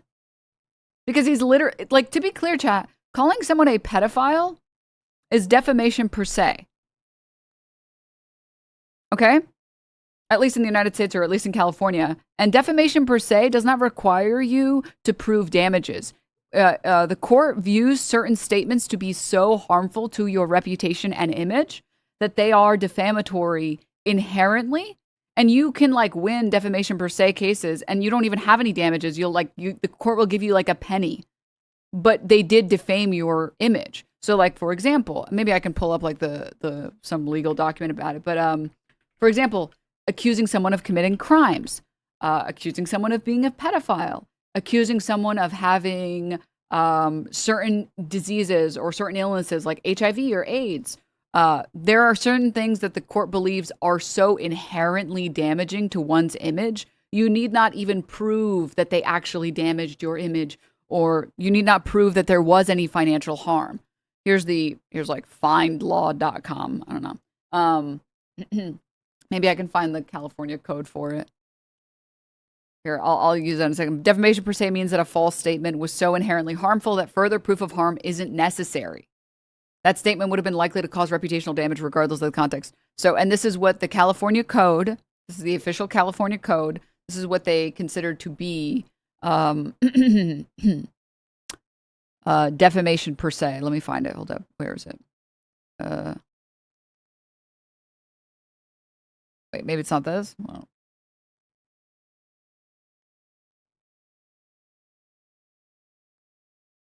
Which by natural consequence causes actual damage, I think is the part. Hold up. Oh, okay. Here it is. Slander is a false and unprivileged publication, orally uttered, or also communications by radio or any mechanical or other means which charges any person with crime or with having been indicted, convicted, or punished for a crime. So this is inherently defamation. So this 1 through 4 are defamation per se, and then 5 would be something that would cause someone's image to be harmed. That is a known like falsehood. Imputes in him the present existence of an infectious, contagious, or loathsome disease. So again, if I went on air and said like Twitch chatter, Limbo Treese, I know they have AIDS. Like I'm trying to defame their character. Or I have a reckless disregard for the truth and I don't care about that, right? So like that would be like an example of like, that statement is so defamatory and it's so far that you need not prove that your image was damaged. You need not prove that you had financial harm caused to you, right? Why AIDS? What the fuck? Because those are previous cases. So previous case law has shown that people who have accused other people wrongfully or knowingly falsehood, or sorry, have knowingly spread falsehoods about someone. There have been previous cases where people have said that, and then they've won their defamation per se cases. Tends to directly injure him in respect to his office, profession, trade, or business, either by imputing to him general disqualification in those respects, which the office or other occupation peculiarly requires, or by imputing something with reference to his office, profession, trade, or business that has a natural tendency to lessen its profits, imputes to him impotence or a want of chastity, or which by natural consequences causes actual damage. So like the fifth one is, yeah, okay, maybe they didn't say anything that was like that you did anything illegal, that or they didn't say anything that was like particularly harmful to you, but they did cause damages. So if like I went on a show and I was like, no, like I know that like every single person that Twitch chatter filth, let's say Twitch chatter filth is a musician, and I go on my stream and I'm like, Twitch chatter filth, every single person that they've ever dated has called them like a terrible person and a piece of shit. And they've said that, like, you know, they never do the dishes, and they're always saying like, haha, you're stinky and ugly. And like, you guys should not like go and support them, and you should not go to like their concert or whatever. But I know that that's not true. And I know that every single partner of Filth's that I've ever spoken to has said only nice things about Filth. Like, I know that Filth has said, their partners have always been like, yeah, Filth was the best. They were literally the best. It didn't work out for other reasons because I moved, but they were the best. So I'm like, I'm knowingly saying that that's not the case, or I'm saying the opposite, and then they've received financial harm because of that. That would be defamation. There are other things that are so, you don't even need to prove that like there was financial harm. Like, for example, calling someone a fucking pedophile. Calling someone a pedophile with blatant disregard for the truth, that's defamation per se. You need not prove that your reputation was harmed. So he literally doesn't need to prove that. Sorry, Filth. Sorry about that. So why would you have legal smoke? I don't know. Maybe you would have legal smoke for the person that's calling you a pedophile. What? Claim to sue I'm him. just saying. I think that's what he's referring to. But what legal smoke? Why would I sue him? Why would I be Because suing he him? made. Okay, that was just what I thought. I mean, something needs to happen. I don't know what her name is, but that poor lady was like, well, I think he was saying like, you don't have legal smoke for Destiny, but like, you know what? I don't even know. I don't even know what I'm saying. I actually don't even know what I'm saying. I'm just going to stop. You guys could go back to the show. Sorry about that.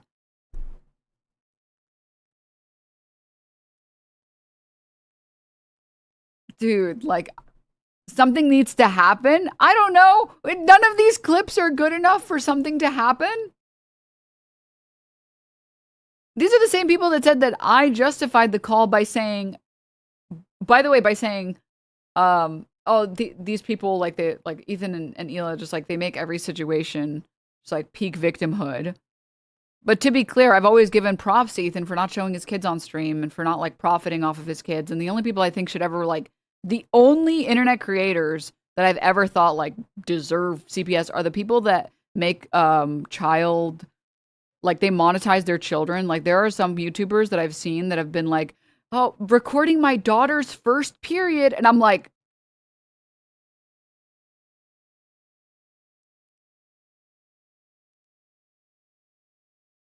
and maybe I'm wrong and maybe I'll get canceled for that. But I think if the majority of your content, if you're like a family vlogger and the majority of your content is farming your children and traumatizing your children, like if you are specifically a family vlogger and you have a video up saying my daughter's first period, like I don't know, man, maybe there should be that should be the one instance. And I've literally, in the clip where they like keep trying to be like, she justified it. In that stream, I literally said, I've always given credit to Ethan for not showing his children, for not farming his children. He just gets on air and tries to be a dumbass. But I've always given him credit for that. So I don't know why I would ever justify it or say that it should be done. Like, that's crazy. I have one exception to the calling CPS things, and that's like the one instance, the people who like vlog their children and clearly are streaming their children and recording their children every single day of their lives and posting it on the internet. Like, that's weird. Like, And I hope people agree. I would hope most people would agree about that. And if I'm wrong, that's fine. I guess we'll just agree to disagree. But like,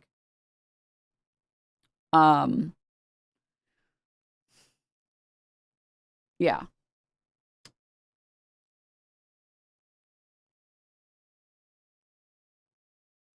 Mm. The fuck are you? What is this? This chatter's, bro. Can you type less annoying?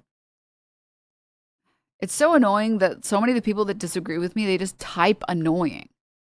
Can you type less annoying? I like having detractors in here. I just hate people like you that just type annoying. Are you the one who called it? He didn't do that though. Yeah, listen. How about you listen when someone is speaking?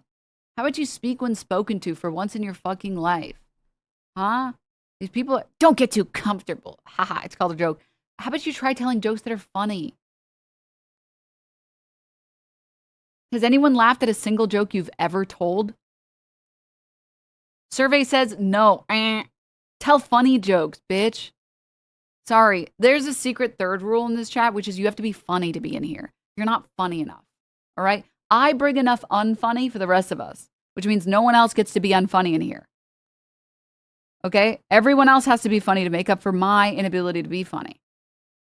Okay? Okay.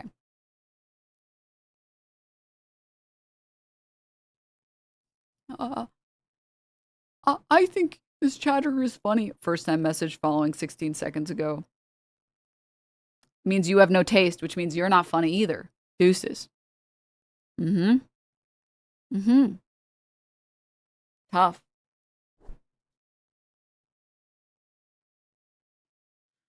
Yeet. All right. What were we on? Right. Anyways, I just wanted to share that with you guys. I want to hear this part. I think that's what he's referring to. But what legal smoke? Why would I sue him? Why would I be Because suing he him? made. Okay, that's just what I thought. I mean, something needs to happen that would qualify. Wait. With Destiny, it didn't happen. But everyone else. Not... He called you a pedophile. Like what Ian did. Everyone else assumes for copyright infringement, and then he wrote some dumb fucking heinous joke, quote unquote joke, horrible thing, in the context of us beefing in a scrolling chat. Like that's not enough to sue someone over. Yeah, maybe. What about these? What about these clips? What the hell? What about him on multiple occasions? What about him saying that was it this one? Where he talked about how he wasn't gonna play the fucking card game, the cat card game, Meowgenics or something like that. And he said, I'm not going to play it because they use pedo voice actors. Someone said, who's the pedo voice actor? And he literally replied saying Ethan Klein. Like, I don't know, man. I think it gets to a point where it's obvious you don't want to sue him because of personal reasons. I'm pretty sure this meets the bar. I'm pretty sure this meets the threshold. It's like 17 different instances of him saying that about you.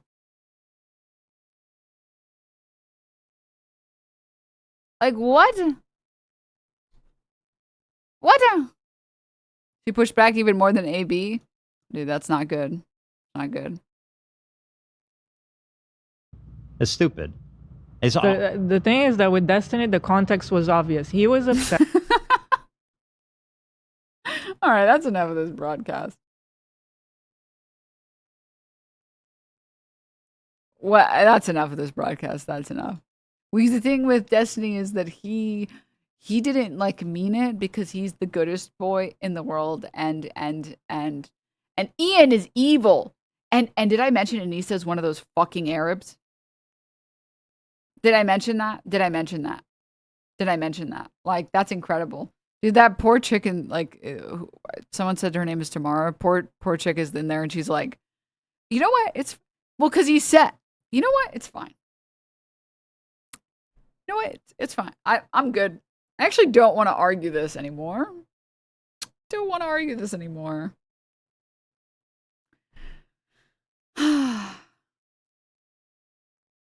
Anyways, all right.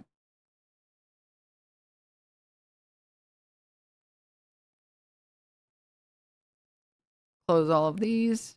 Dude, I can't get... I will never get over this, like, love letter that Ethan Klein wrote to Destiny. Steven, you are a very smart and funny guy. I've been following your career for a long time. Since you were cleaning carpets between StarCraft 2 games. This is not a Photoshop, by the way, guys. This is a real Instagram story he made. I am very serious. I know a lot of you guys might think this is fake. This is not fake. This is literally a real post Ethan Klein made about Destiny. I saw you transition to streaming full-time, which, as someone who was also working a 9-to-5, I found really inspiring. It was soon after that I took the same chance on myself, inspired in part by you to become a full-time creator. Later on, I came around to your political streaming content, a genre you pioneered. You've had such a long and accomplished career that anyone would be extremely proud of. I'm genuinely sad about the great potential that you had, and for what was thrown away because vices took over your life. As a parent, you know the implications and ramifications of chatting with a 15-year-old. You know how a teenager looks up to adults they admire and how easily they can be manipulated. The time for irreverent jokes is over. You need help. This is a long pattern of sexual deviancy with teenagers. I hope you take the time to understand what inside you is missing and why that would urge a grown man to flirt with a 15-year-old. I am not taking pleasure in any of this. It's all very sad. I do hope you find the help and peace you need because children deserve better. I know what you guys are thinking. This is fake. This is a fake post. This is a fake post that you wrote, Denims, or one of the snarkers must have written. And I will tell you guys, no, it is not. This is a real post that Ethan made on his Instagram story. Yeah, this is classics. This is classic smoke for someone. Now we need the song. Yeah, dude, the one song where it's like a remix of Eminem's Stan, and it's like, Dear Steven. Instead of Dear Stan, but that song is just kind of long, but you guys get the idea. This was after the Willie Mack show where Willie Mack was like, he was like, do you have CSAM on your computer? And he's like, and C. Sampson was like, maybe. Yeah, maybe. You see, Ethan made the claim you called CPS and prefaced it with, in my opinion. Well, I don't really care because, again, he already, like, I already got, like, the best retraction that I'm going to get from him. So I don't really care about any future instances of him being like, she did it, guys, she did it. Because it all falls flat when you look at the one video of him being like, I would never say that. I would never say that. Because it's just very, like, Ethan Klein versus Ethan Klein type of situation. So, obviously, idiotic, moronic. Stupid. All right.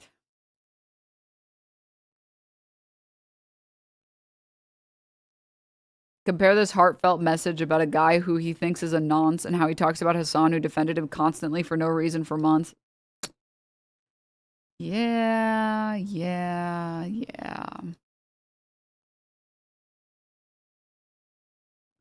I also wanted to talk about one other thing. There was like, Ethan, after like, many days, finally responded to the lawsuit with me on his Instagram story. He broke his silence. He doesn't want to talk about it on stream, but he broke his silence on Instagram. And he said, wait, where is it? Is this one? Oh, there's a lot of confusion about the Denims lawsuit, so let me clarify. I haven't commented on it because it's not over. The judge issued a tentative ruling ahead of our Friday hearing. The judge has since heard our oral arguments and is yet to issue his final ruling, at which time I will discuss it on the show. It seems foolish to jump to a conclusion before there is one. Bro, you literally spent the past 9 months doing nothing but talking about and jumping to conclusions about the lawsuit. If the tentative ruling was in his favor, he would be talking about it.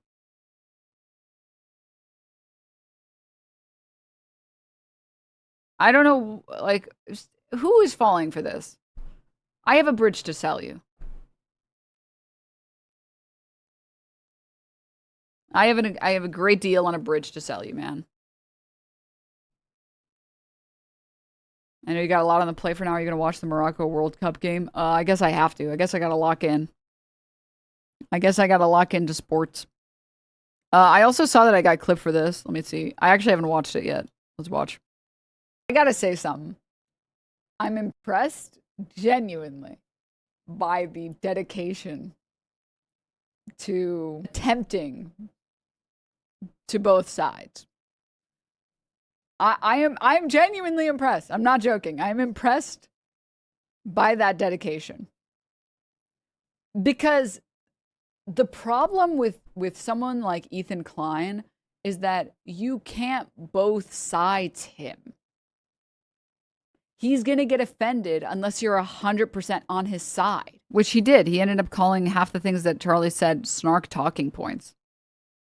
I would also argue people on the left are sometimes pretty hard to please. I would know I'm on the left. I have to do it. I got to say something. This clip is like, I don't even know how anyone fell for this clip chimp, because it even has at the end where I say, like, I don't even know if this person was specifically clip chimping, by the way, but I even say at the end, like, people who have very polarizing or on very divisive issues, you'll have a lot of people that are on one side fully or on the other side fully. And with an issue like the lawsuits, there's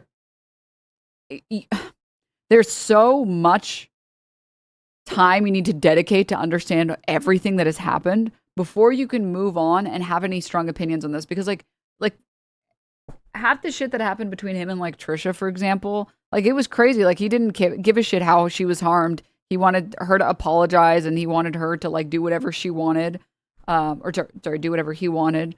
And she like was pleading with him. She's like, dude, my like family's getting involved. Can you please like just make it, can you get the harassment to stop? And she would send him like H3 Productions, like his subreddit is a snark subreddit, comically enough. And he didn't give a shit, because it's like none of these rules matter to him. Like this, like my family got involved and that's when it changed. Then why did you wait? If your family got involved and that was when everything had finally changed, why did you register the content nuke with the Library of Congress before the CPS call? Because you did say you put out a trap, you laid a trap. So why did you? Huh? No, it's just nonsense. It's just fucking nonsense. It's just whatever reason he can give or whatever excuse that he can give right now to justify his behavior. At least to justify his behavior to his viewers, right?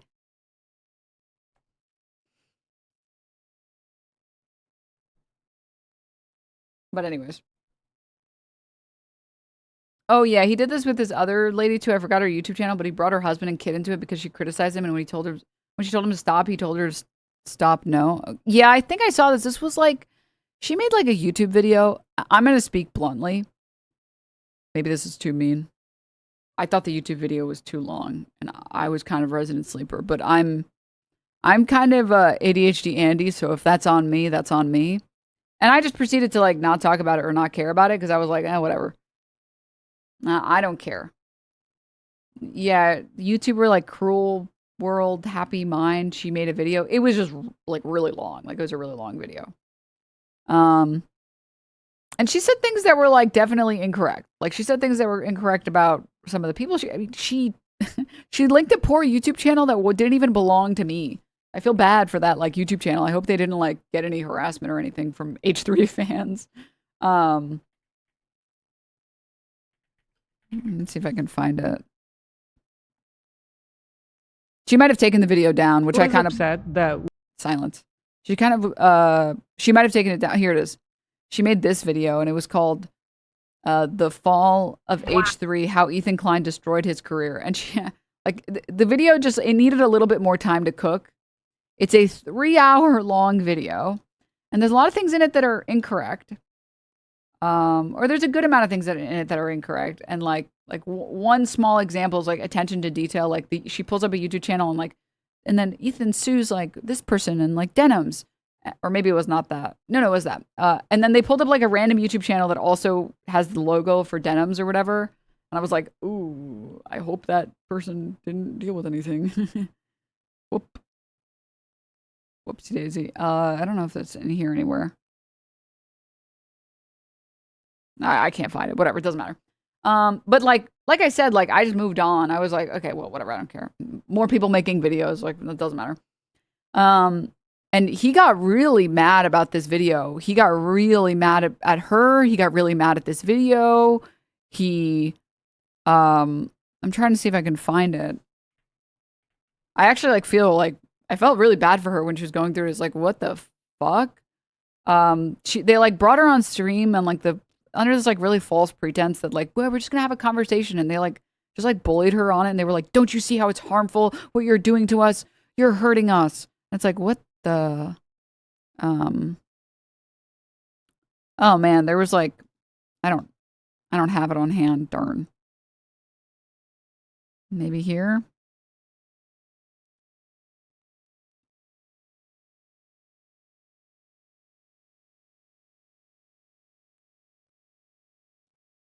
Wait. Content creators. Oh yeah, this one. This is not my channel. This is like this band that also goes by Denims, by the way. I hope they didn't get any harassment. It just could have been researched better. And listen, YouTube is hard. Making videos is hard.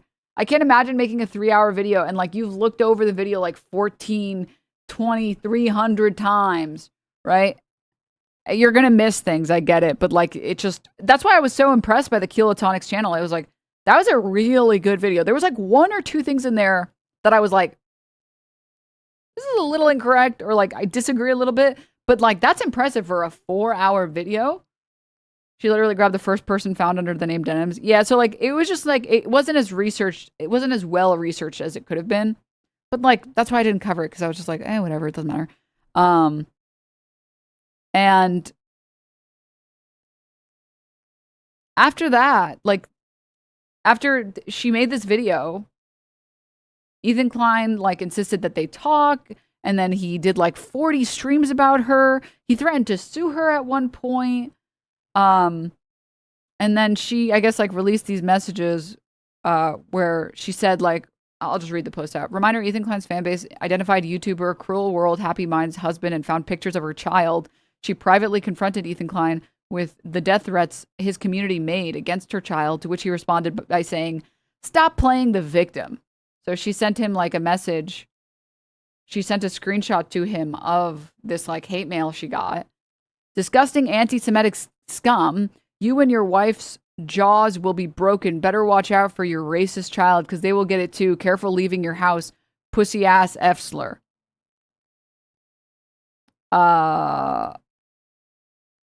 And that's like the message that her husband got. That's one of the messages that her husband got. And she sent him this and said, my husband was sent this message after your recent podcast on me. And he literally said, probably from a snarker. I don't check my DMs, but I imagine it's full of your fans calling me a pedophile. If you really want to play the victim of hate mail. My fans don't send messages like that. It's like,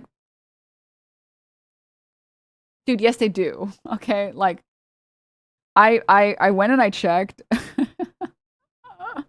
I think Instagram got rid of it, which sucks because sometimes I do like to go and look at them. She only showed him for a fraction of the insane shit that the H3 Community Center. There's so much more, by the way. Yeah, I believe it. When I was like, when the lawsuit was first starting, honestly, not even that. When I watched the content nuke and I watched it, and I was like, this is like terrible. This content nuke is not good. This video is not good. He then proceeded to call me like a rape apologist because I was like, wait, the woman in this video, like, she didn't even, wait, why did you say that she was raped? She didn't even say that she was raped.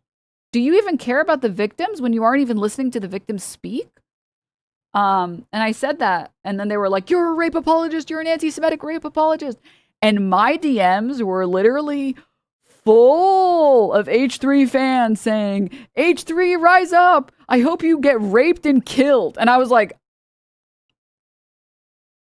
oh, okay. Normal audience you got there, bro. Normal, super normal fan base you got there. Okay. Super normal. And then a bunch of people being like, you know, like, yeah, well, you fucking Arab, you should go back to your fucking country. It's like, I was literally born in the United States and I've spent all of my life in the United States. What the fuck are you even talking about? And they're like, you know, in your country, they would fucking rape you. It's like, oh my God, like, what the fuck? This is your progressive audience? Holy. What the hell?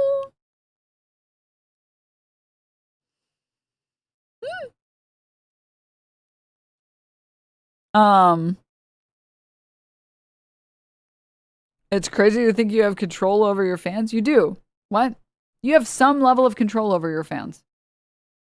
Do you really think that if Ethan was getting obscene amounts of hate mail from Denims fans, he wouldn't be posting it? I've explicitly said, if I ever find out that people are sending rape threats or death threats, you are perma-banned from this community and you will never be unbanned. You're blocked on every bit of social media that I have. You're perma-banned from chat. You will never be unbanned ever. You're blocked from the Discord. You are blocked from everything. You will never be able to access me or my content in any way, shape, or form. Because I disavow it. If you want to like say Kaka Klein or something, it's like his own audience said that about him. Like, I don't really care. If you want to say like, if you want to call him by his internet moniker, Pedo Troll, like he's the one who made the account name Pedo Troll, like you can do that. Like, I don't, if you want to say that he loves Israel or whatever, like, yeah, go for it. But rape threats, death threats, like none of that is acceptable. None of that is in any way, shape, or form okay. And I've said it, and you can absolutely curb a lot of the behavior. The fact that so many people who have gotten into disputes with Ethan have had this exact thing happen to them means that he doesn't attempt to curb it. I mean, he's literally never even said on his stream, like, I haven't seen in any of these cases him saying, well, because this is his response, right? He doesn't say like, yeah, this is not okay. Don't like send those type of messages. Like, I don't condone that. Like, it's a pattern of behavior. And then he denies it and says, they don't do that. It's like, what? They were literally threatening to call, like, in the H3 subreddit, they were threatening to call ICE on Hasan's, like, cleaner. Like, and that's in his subreddit. Like, what the hell?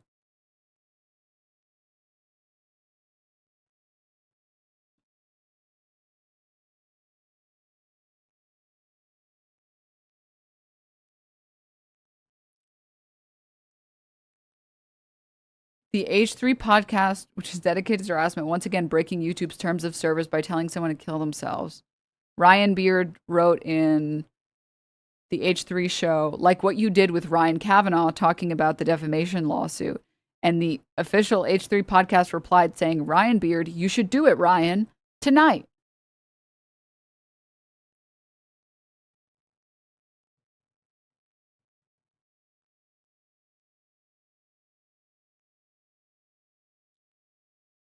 Oh, okay.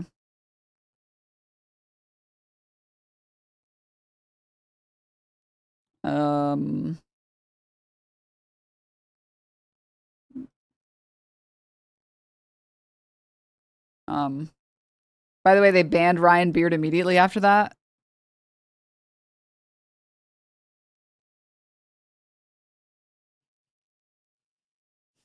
Oh, can I say, I've seen people say Hasan sends his community to go attack people when he literally constantly tells people not to tap the glass.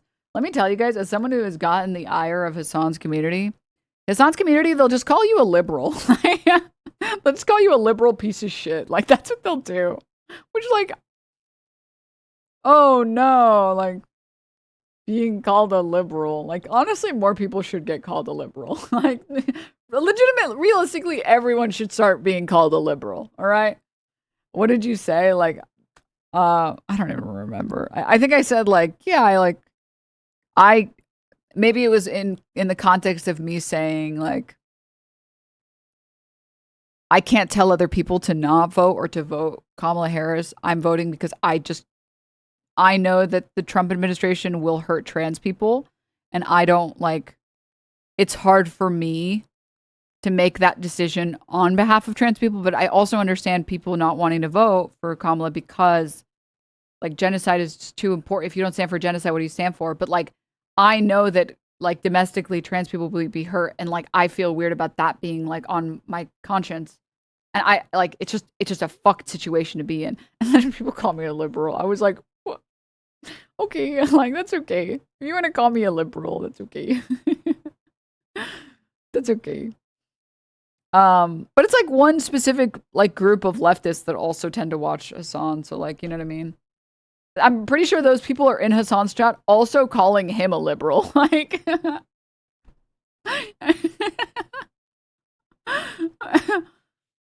so, like, I don't know. Like, and I've seen people that Hasan has disagreed with. Like, do you guys remember that one guy that was like, I was a a tier 1 sub to Hasan for 7 months, and this is how he treated me. And I was like, oh, this would be a great instance to see like what the Hasan fan brigade looks like. And I like scroll through the replies, and they're all calling him like a stupid liberal. And they're like, dumb fuck ass liberal, stupid yee ass haircut. I'm like, and then everyone moved on.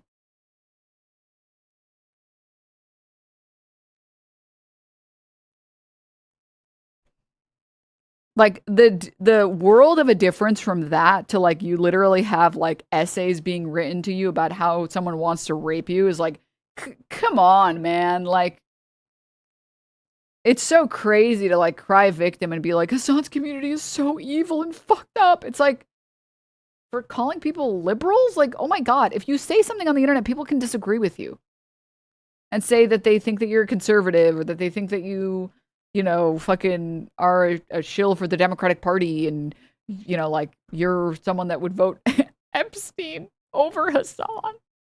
Shout out Hutch. If they had a D in front of their name. Like that's just people criticizing what you said. Like what? I don't understand. I fundamentally, if my replies were just filled with people being like, I just disagree that you think that that's okay. Like, what the fuck is wrong with you? Like, I would be like, oh, whatever. But it's like, that's not what the people, like, a lot of the people in the H3 production subreddit and, like, a lot of the people in the H3 fan base, like, that's not the messages that, they don't send normal messages, man. They don't. Like, they don't. Like, I've checked these accounts, and, like, they're, like, hardcore, like, Ethan fans, and they're, like, posting constantly about how, like, much they love Ethan, and how he's so based and great, and how they're so happy he's fighting anti-Semitism. And then you check all their replies to people like me or Hasan or Anissa or whatever, and it's all like the most unhinged shit you've ever seen in your life. And then some of them be sending fucking death threats and shit. Like, it's like crazy. So for him to, like, you have some control over your audience. You have some. There's always going to be crazy people and you can't control every single crazy person. But when there's a pattern of behavior and you do nothing to curb it, I would say you're at least partially responsible for that. It can't be that literally every snarker called CPS, but also you are not at all responsible in any way, shape, or form for your audience. Like, that's crazy, man. When he lost his mind, made a segment out of it on his TV, on his show, doxing the guy's family when a random Instagram commenter just said enjoy hell about her, Ila's tattoo. Highly doubt he's receiving actual threats if that was enough to make him go nuclear. Like, can you imagine going on a campaign and being like, where does this guy live? Yeah, does anyone know where this guy's from? Yeah, let's get, I bet it's this guy. I bet it's this guy in this group photo because he said to your wife, enjoy hell. Dude, if someone tells me to enjoy hell, that's like, as far as I'm concerned, 50-50. I take that as a compliment. Honestly. Honestly. You know, maybe I will. Perhaps I will. Don't threaten me with a good time. I'll see you there, buddy. You know, like, that's not something that, if someone sent a message, that's not something I'd be like, oh yeah, let's see who this guy, let's check out his Instagram. Oh, is this you? Is this you, man? That's you, right? That's you. Wow. Like, that's a crazy thing to do. And that guy did get death threats. His sister, his like underage sister was getting fucking rape threats. And he was literally like just some random like he wasn't even a content creator. It was just like a random person that replied to him, like with like a personal Instagram account with like 20 followers or something. And then his mom was getting like bomb threats at the school that she works at. So I would love to know who were the snarkers that were doing that. Really, it wasn't the guy that was like pulling up all of his information and saying his name publicly on his show in front of like 30,000 people. Like, yeah, no, it was just a random person that did that. Like, what the hell?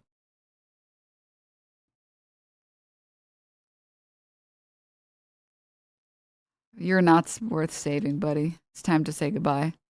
I've had a chud around these parts for a long time, but today I just don't feel like dealing with annoying people, I guess. Today's a bad day to be an annoying chatter, I gotta say. Also, sounds mods also tell chat don't go after people. Yeah. I mean, like I said, I've already said multiple times that like I don't, and I've attempted on many opportunities or multiple opportunities that I've had to say Sorry. I just saw a woman being nice to me on Twitter. I was looking for a post and then I saw a woman being nice to me on Twitter and then I got excited. Sorry about that.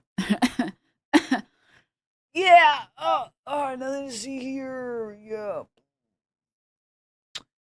Yeah, that's right. Sometimes women are nice to me on the internet.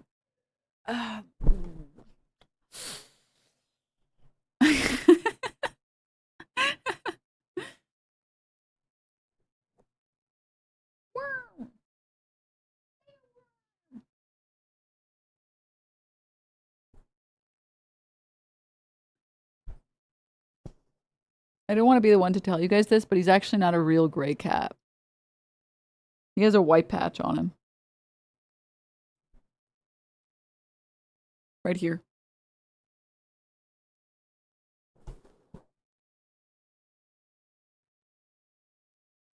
Camera doesn't really pick it up that well, but it is white. The endless lies. What's up? What you trying to tell me, man? You trying to communicate something?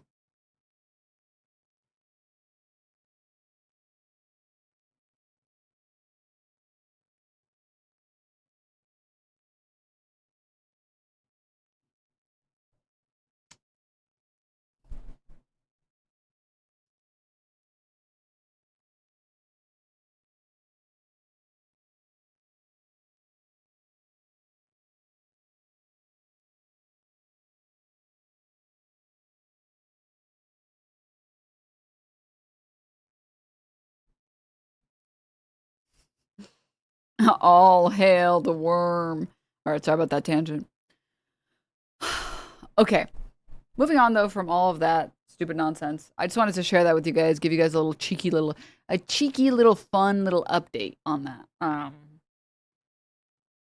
I'm just sitting here fucking twiddling my thumbs, waiting for this this lawsuit update, man. I want to get the official ruling, bro, so badly, so I can stop sitting here and thinking about it, man. Me and everybody else, though. At least we're all in the same boat. Okay. What is this? I'll put this away.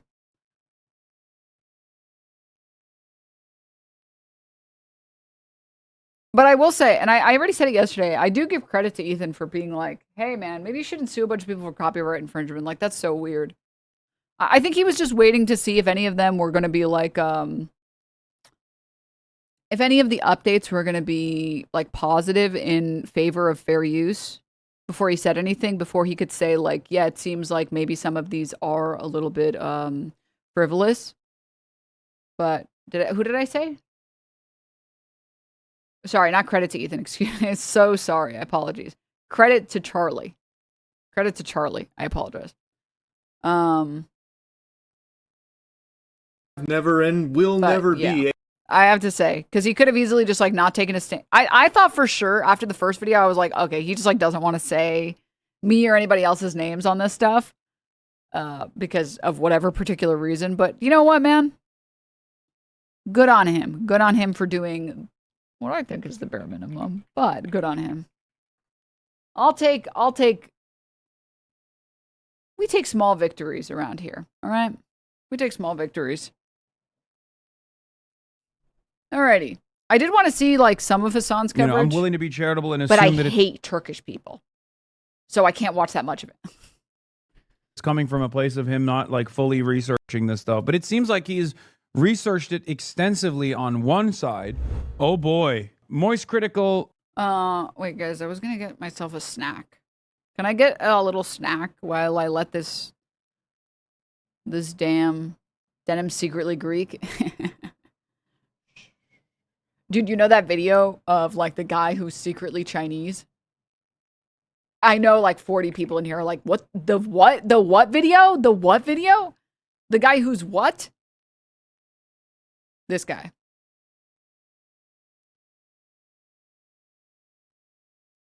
More. Your activity. I saved it just for you guys. I finally found it again and I was so happy. I was like, I get to show it to chat. Yay. The highlight of my day is when I find something that I get to share with you guys. Like this. For the princess. You officially pissed me off. Ignoring my game invites is one thing, but ignoring my Discord calls? Have you lost your freaking mind? That's grounds for punishment. I'm sorry, kid. Dude, how is the clap? How is his foot clap so good? I don't want to hear it. That was the last straw, the straw that broke the camel's back. And now it's time for me to break your back.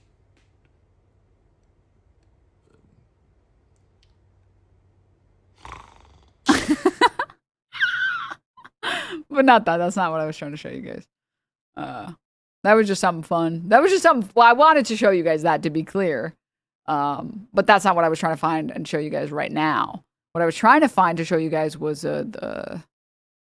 Hold up. I know I saved it. I know I did.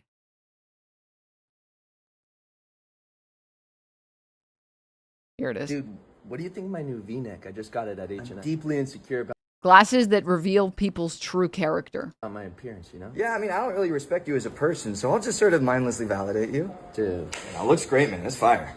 Yeah, man. So yeah, did you hear about the photo tournament? The silver on the surface of the pigeons from all over.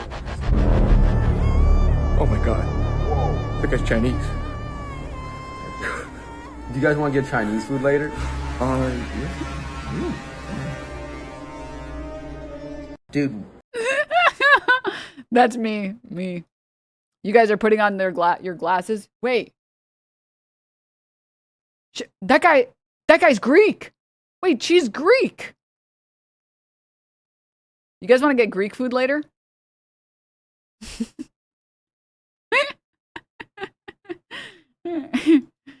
Has officially taken to the H3H3 versus iDubbbz lawsuit. Now, you guys already know some of the details. Oh, wait. Let me let this guy entertain you guys. I'm just going to grab some, I was going to say water, but I'm not actually getting water. I'm going to get a little snack. One sec. Ethan Klein, H3H3, former fair use precedent setting. Ethan Klein, former podcast co-host of mine, who's been on a tear, basically trying to wrap up all of the people that he feels he's been wronged by with frivolous lawsuits as a vexatious litigant, has done it again. He's done a whole video, or he's launched another lawsuit, this time against iDubbbz, former friend of Ethan Klein as well, because iDubbbz posted a statement that was allegedly defamatory of Ethan Klein, a statement not from iDubbbz, mind you, a statement from Destiny, SKYSCRAPER, who once alleged that Ethan had molested his own children and that Child Protective Services should be called to his home. I don't know what kind of stance Charlie took in this, in this piece that he did, but I do find it odd that they didn't cover the Denims lawsuit. I do find it odd that they didn't cover the other instances of litigation. But let's see what he had to say. Sure, we'll watch the Anthony Fantano one too. This loser has lost his lawsuit. Oh, that's just about the Denims one. I just heard about the H3 versus iDubbbz defamation lawsuit and spent the last 3 or so hours. Charlie hates you, Loki. He doesn't. I've talked to him behind the scenes post Kayagate, and I don't think he hates me. I'm seeing people say that I refuse to cover these kind of things for a variety of different reasons. I'm ignoring it, this and that. I don't know how many more times I need to say this.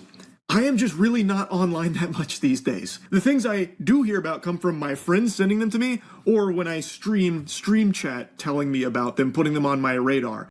So with that out of the way, I did spend like the last 3 hours learning about this defamation lawsuit between H3 and iDubbbz, because that did sound pretty concerning.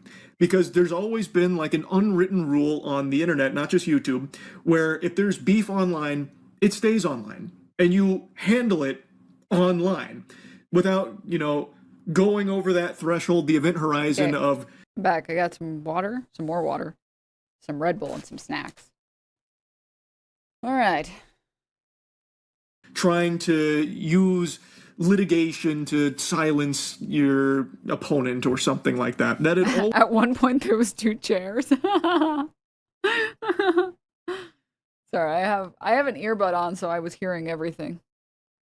always been etched in the stone tablets, the 10 commandments of online discourse. True. And now all of a sudden, I'm hearing about H3 suing iDubbbz for defamation. So obviously I wanted to hear more about that. And after diving in, hitting that cannonball into the pool, I learned he has a lot of active lawsuits. I think it's 5, maybe 6 against other streamers and YouTubers.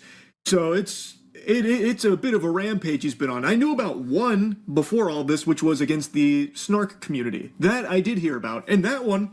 Snark community. Made a lot of sense to me, actually. The snark community, from what I recall, was doing some diabolical, like... Yeah, this is like... look, listen.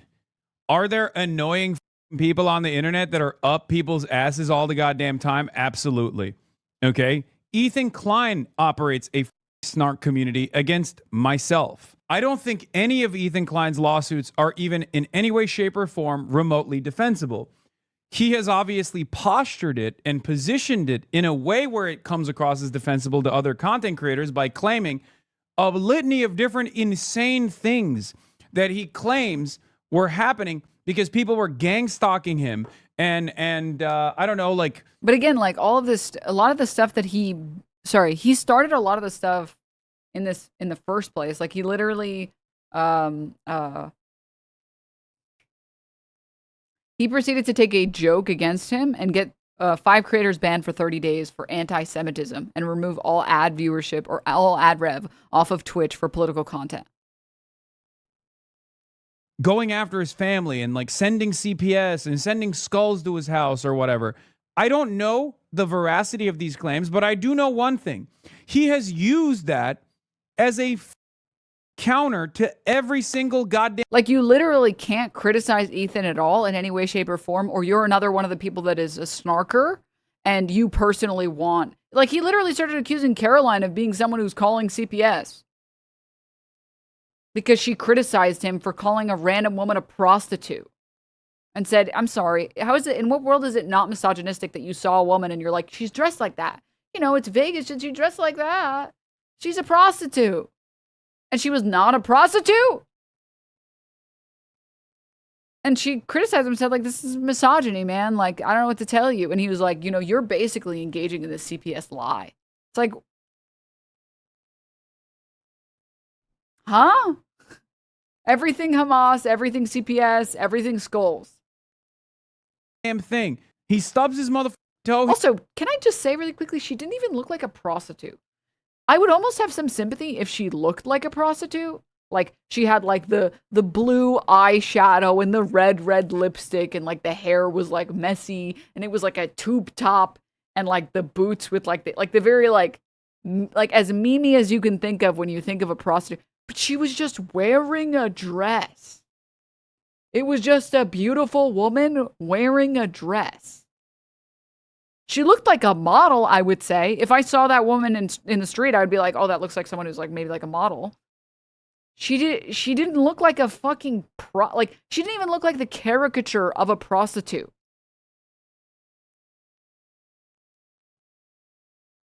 So it's like crazy for him to have said that. Like it was just weird. It was a fucking weird thing to say.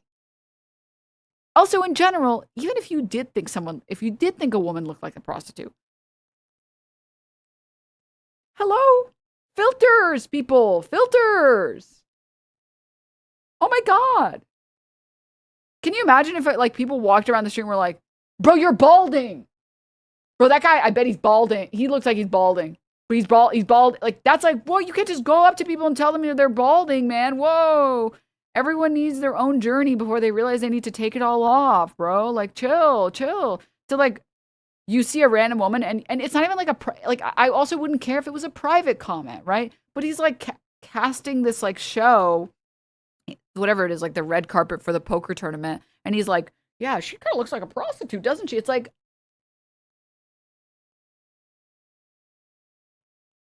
That's like really mean. Like, that's like a real, like, he was saying it to be mean.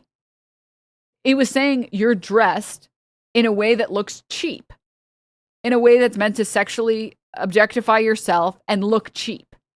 That's the insult, right? If he wasn't trying to insult her and he was just trying to say, like, I just thought, he would say she looks like an escort. Because at least there you can be like, yeah, escorts are kind of, I don't know if you guys have ever been friends with an escort, by the way. Escorts are expensive, bro. I was friends with someone who was an escort for a period of time. And she was fucking... first of all, she was bougie as hell, and she was raking it in, dude. She was raking it in, dude. Oh my God. So at least there I would be like, damn, okay, maybe. But like straight up just being like, oh yeah, she looks like a prostitute. It's like, that's a comment that's meant to demean her.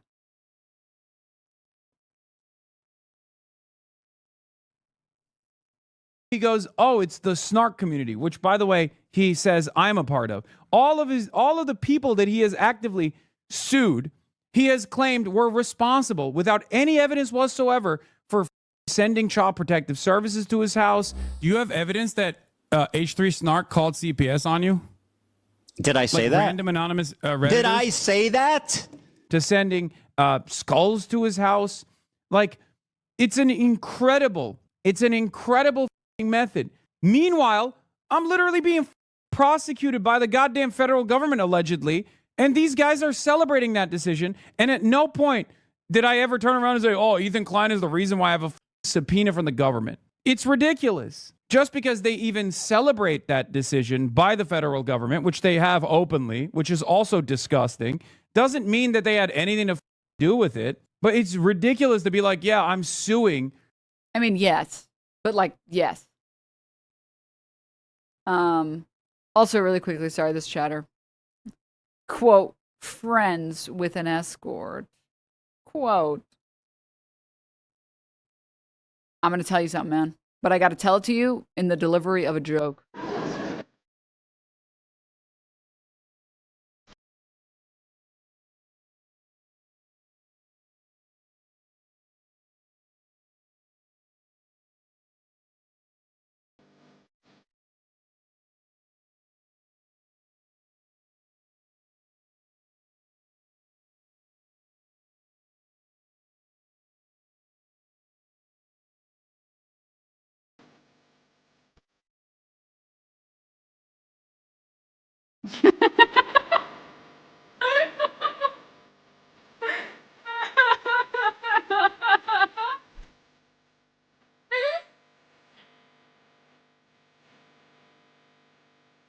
Perfect.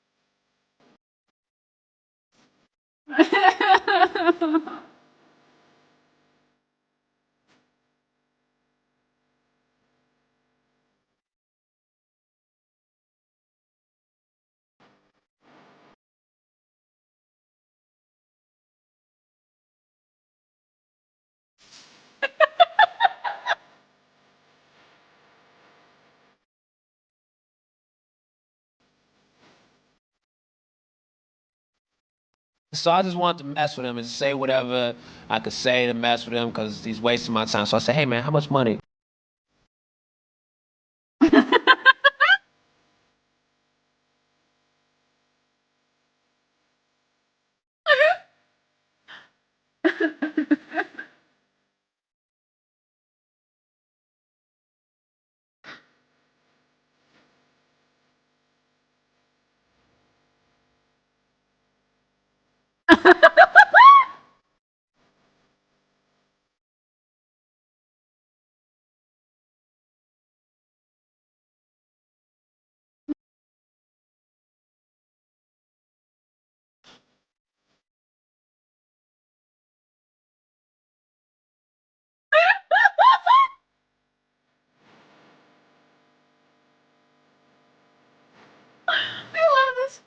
Hannibal so much.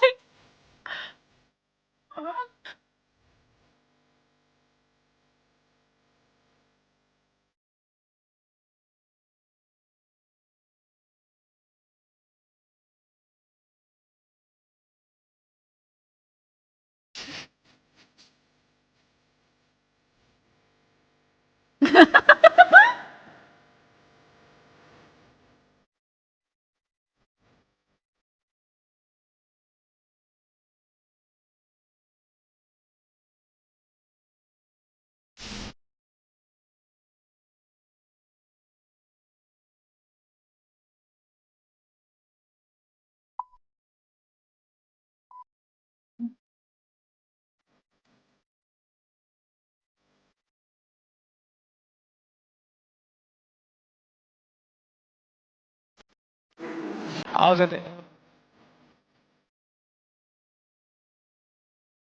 and it.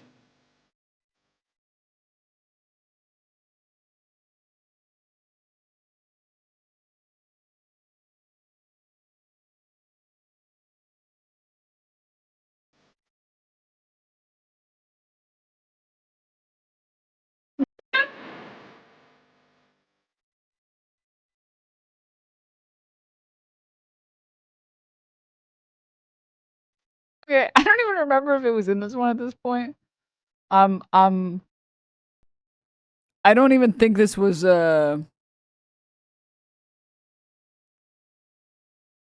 this one. Here it is. Here it is. Here it is. Here it is. Wait, no, we're good. We're good.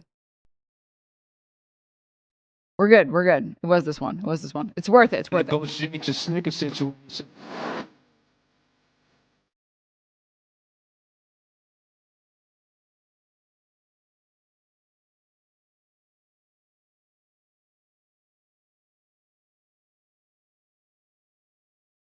Talking about TSA.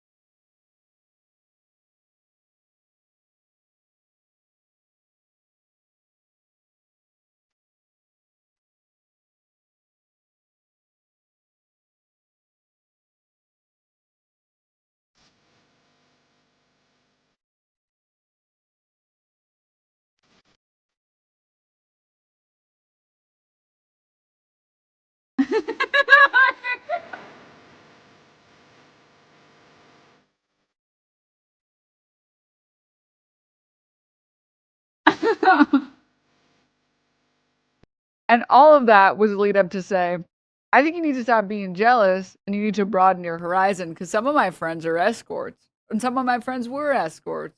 All right. And sometimes they tell me about their fun stories. You need to broaden your horizons, bro. It's not my fault. Your circle of friends is limited, dog. It's not my fault. You need to open up your social circle and meet some new people. You need to open your social circle and meet some new people, man. Sorry I don't got bomb friends. Sorry I don't got escort friends, man. You got to broaden your circle a little bit, man.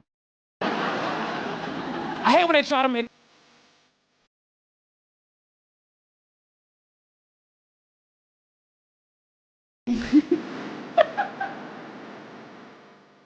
Saturn needs to escort himself outside and make some friends. Yeah.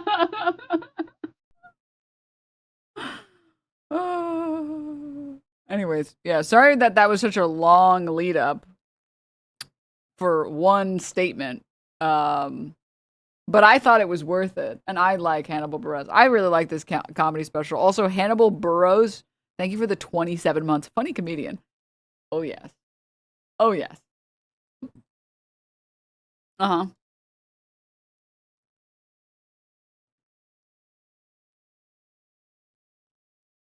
All I'm saying is if you pay, they're not real friends.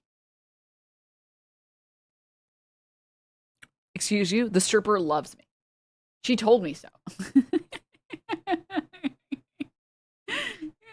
Waited for the vid? No, I respect that he waited for the video. He was like, well, hold up. Let me see where this is going to go. Wait. She might be cooking on something. Hold up. Let me see where this is going to go. I respect it more than the chatters are like, I got attention. Lol. Lol emote. Lol. I bet you're mad. Lol. It's like, those chatters are so annoying. It's like, what are you, fucking 12, man? Probably. That's why I got to ban you. So, you know what? I hope you enjoyed the comedy special. I hope you enjoyed the tangent. Hope it was worth the wait. And you got a good joke out of it at the end. Just joking to be clear. No. I know. I respect it. I respect it. I know you're joking because you didn't immediately get mad that I pulled up your chat messages. You were trying to have fun. Just like me. See, chat? I need more detractors in chat. I just need them to be funny. Step this way. We're going to need to test your hands for escort juice. Uh-oh.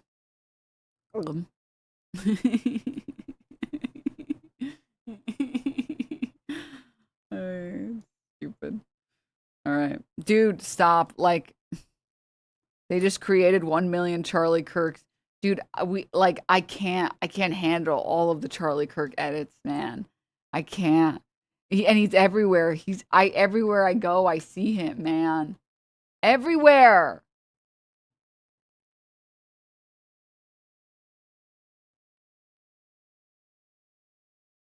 The monkey's paw. All right. Anyways, guys, I am going to head off. Sorry, we only watched like a minute or two, but I'll watch this at my own time. I won't force you guys to watch this Turkish man who doesn't, what's the most interesting thing that he got canceled for recently? I don't know. Be wokers? I don't know. I haven't found a good one. I feel like the dog one is so overblown. It's just, I'm bored of it. And then maybe we could get some Greek food later, guys. But anyways, wearing suits. Yeah, no, he did get canceled for wearing suits. All right, everybody. I'm going to head off now. Please, everybody, have a great rest of your day. Stay hydrated. Tell your homies you love them. And I will be back again tomorrow for a Sunday fun day. Okay, bye, everybody. Bye.